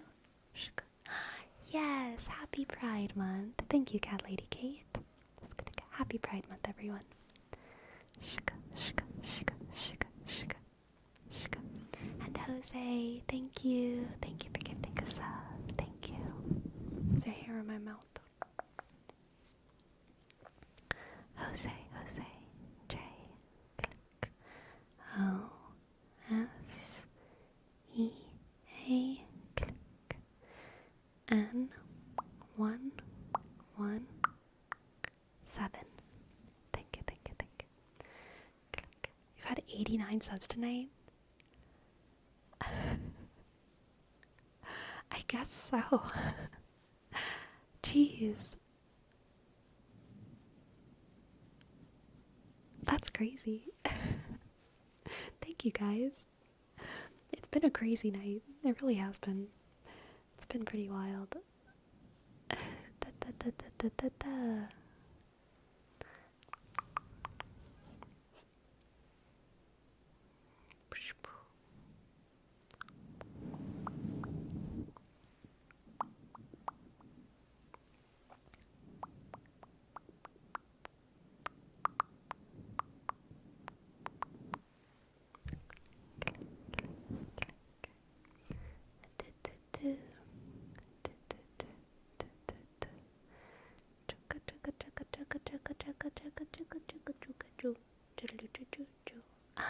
Destructicon.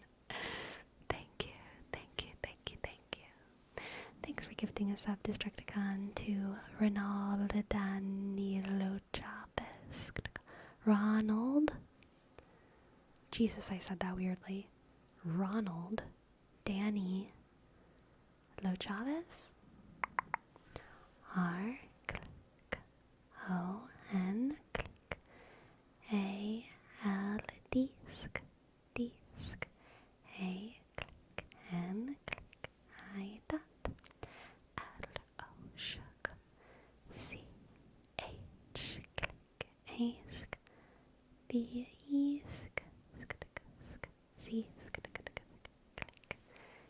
Thank you, thank you. And Fome, thank you for giving us up as well. Sk A R shk A O M click. Thank you, Fome.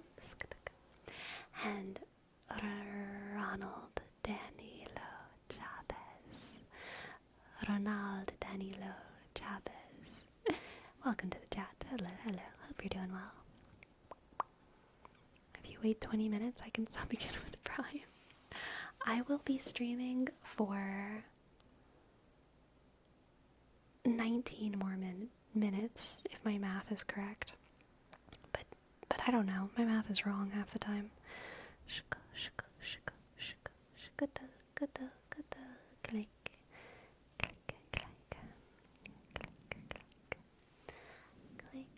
clank. Dude, my cat's being so cute right now. If I could show her to y'all, I would, but I can't. Because I would have to disturb her.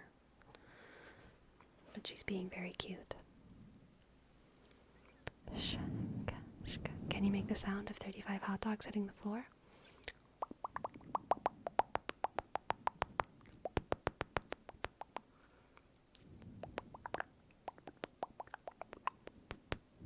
Probably something like that.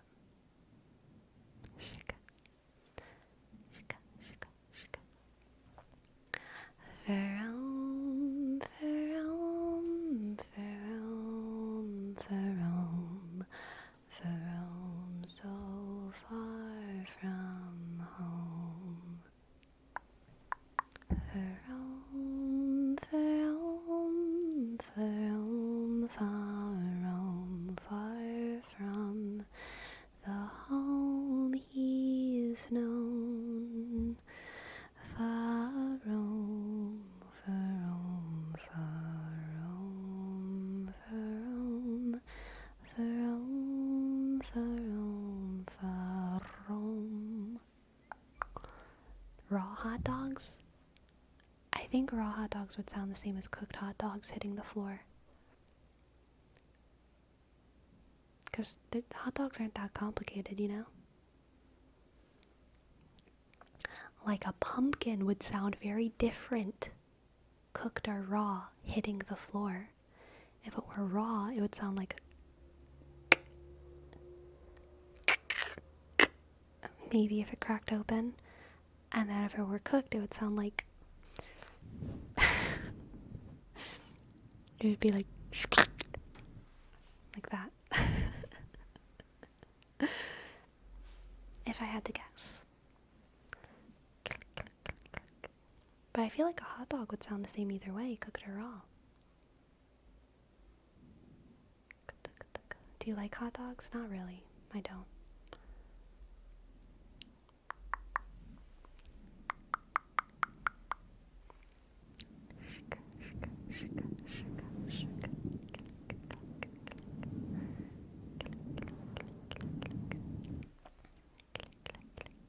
Click, click, click.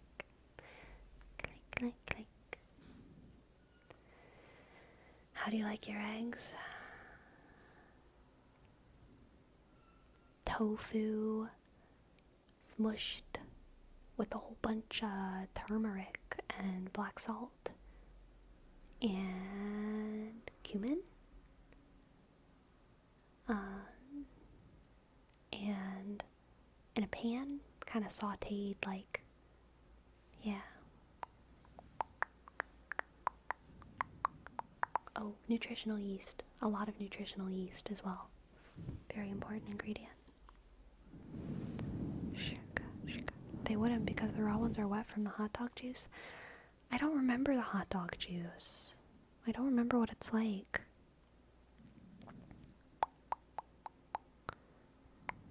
What kind of tofu do you usually get? You a silky or firm kind of gal? Generally, I like firm tofu. Sometimes I get silky tofu just because I want to change it up. But generally, I like firm tofu. Firm tofu. I can eat straight tofu. I feel like sometimes I feel like I'm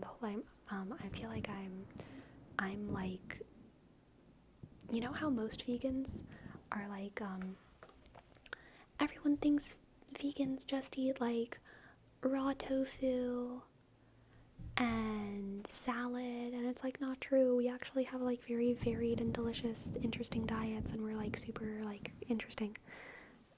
Those vegans are healthier than me. I am the nightmare vegan, and I'm happy being that. And I probably won't change. It's just comfortable for me, and I will enjoy raw tofu just by itself. Also though, if I cook for other people, which I do, then I will make like good food. And it's fun. It also tastes good. I do like cooking and eating good food. But like if I'm just by myself, like, you know.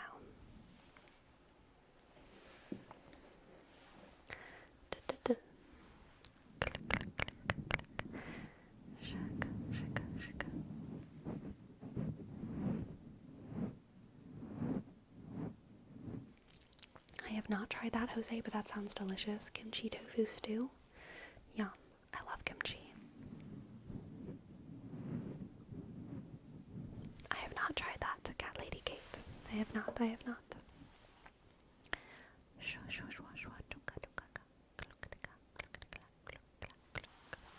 Sleepy, how did you choose your streaming schedule? Also, what do you think has increased your viewership the most for your streams?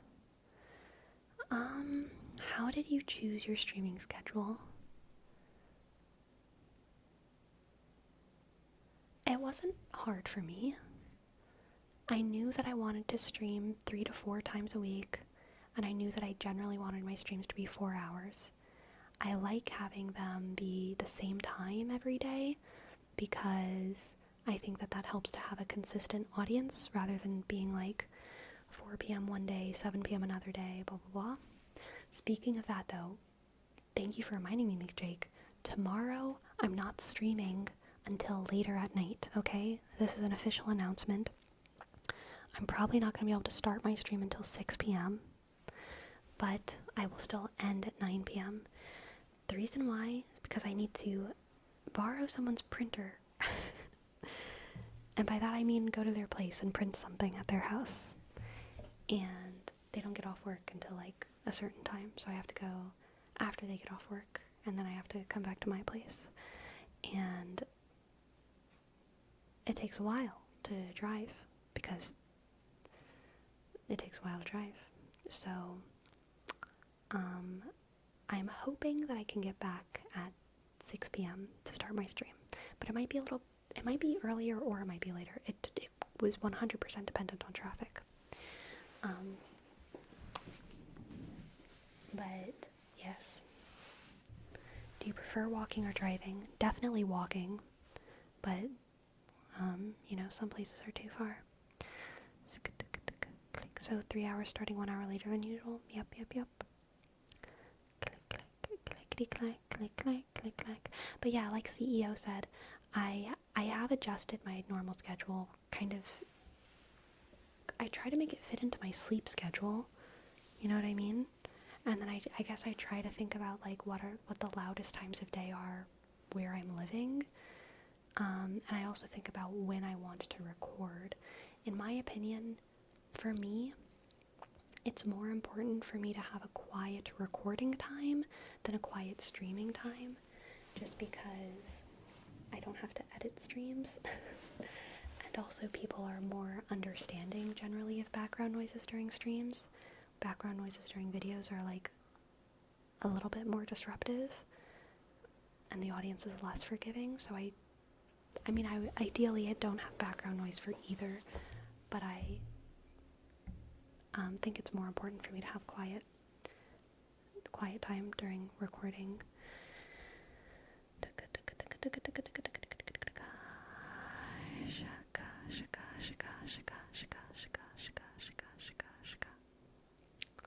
Click. Probably announce it like that if you're going to post it in Discord, so it's easier to understand regardless of time zones.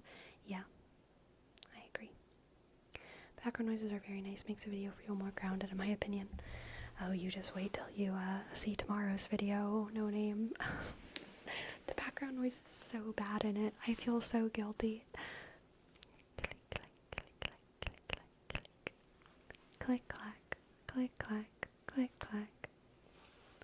Click, clack, click, clack, click, clack, click, clack, click, clack, click, clack, click, clack.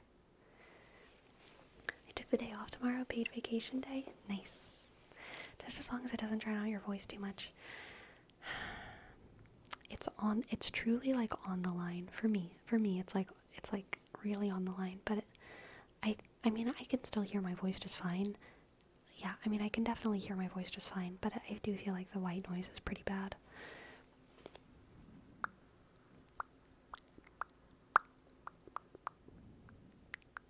Who's Crazy, another streamer or ASM artist? Both. Also a cat, but both. Shika, shika.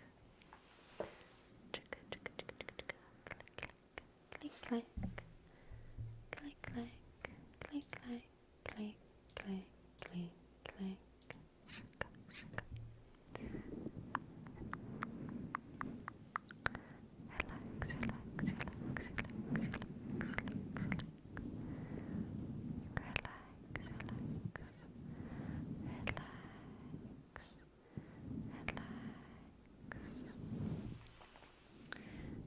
Sleepy, have you ever considered earlier streams, like for extra days, to get to stream for the EU viewers too? I have definitely considered it. Yes. That is your answer. Click, click, click, click. I have considered it and I continue to consider it, and I always decide for one reason or another either to not do it or to not do it yet, but it's definitely something that I continue to consider. Shaka, shaka, shaka, shaka, shaka. Da, da, da, da, da, da, da, da, da, da.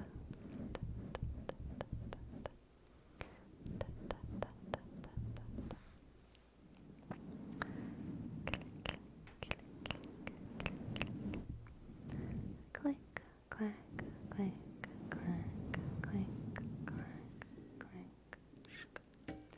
As an EU viewer, my sleep schedule is so cooked it doesn't matter either way.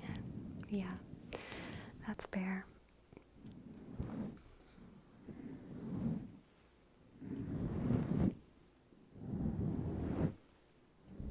I have like a major bias in my head.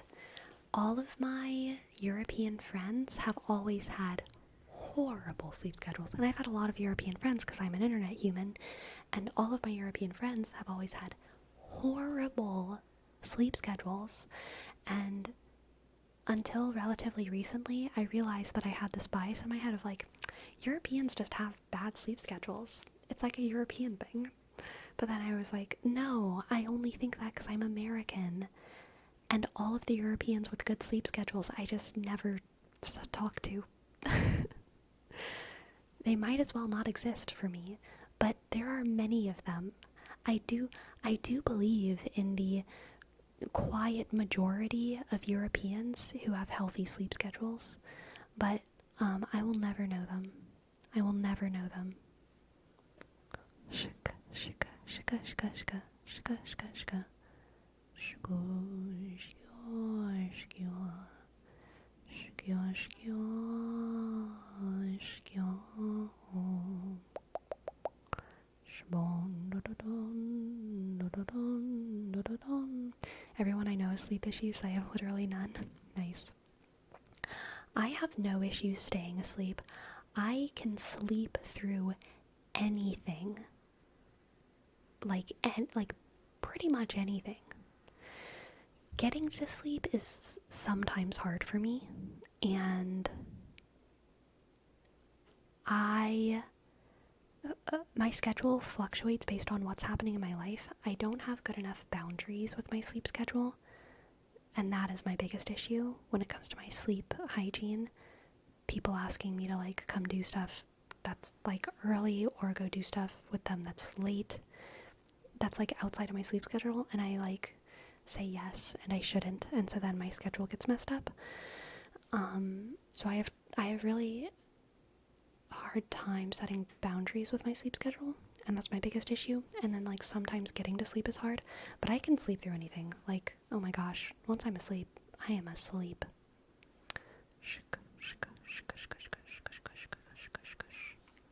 So you're a heavy sleeper? Yeah, definitely. Oh yeah. Anyway, what are we naming today's stream? We have been yapping. And I've already forgotten everything. I know we spent a hilarious amount of time on Green Ninja's astrology chart. Animal genders. We did talk about animal genders. Oh, I messed up my thing. Okay. Animal genders. School lunch. Height flirting. I'm okay with that. I think that's pretty good. Okay, KFC, I will. Absolutely. I will check.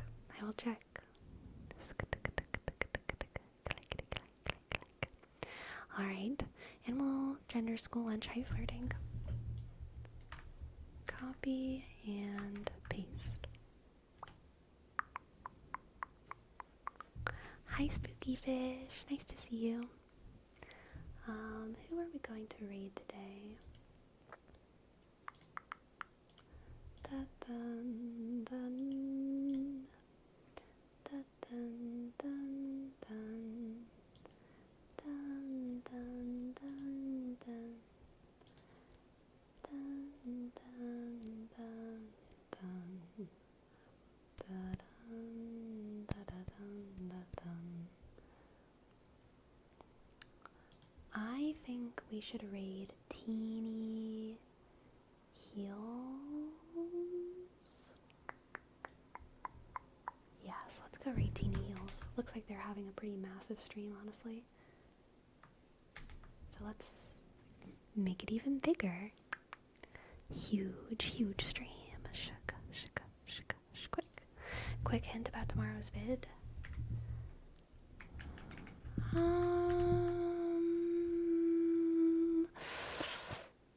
No hint. Good night, everyone. Good night. Sleep well. Thank you for joining me tonight. See y'all tomorrow, circa 6 p.m. Sleepy. Good night. Good night.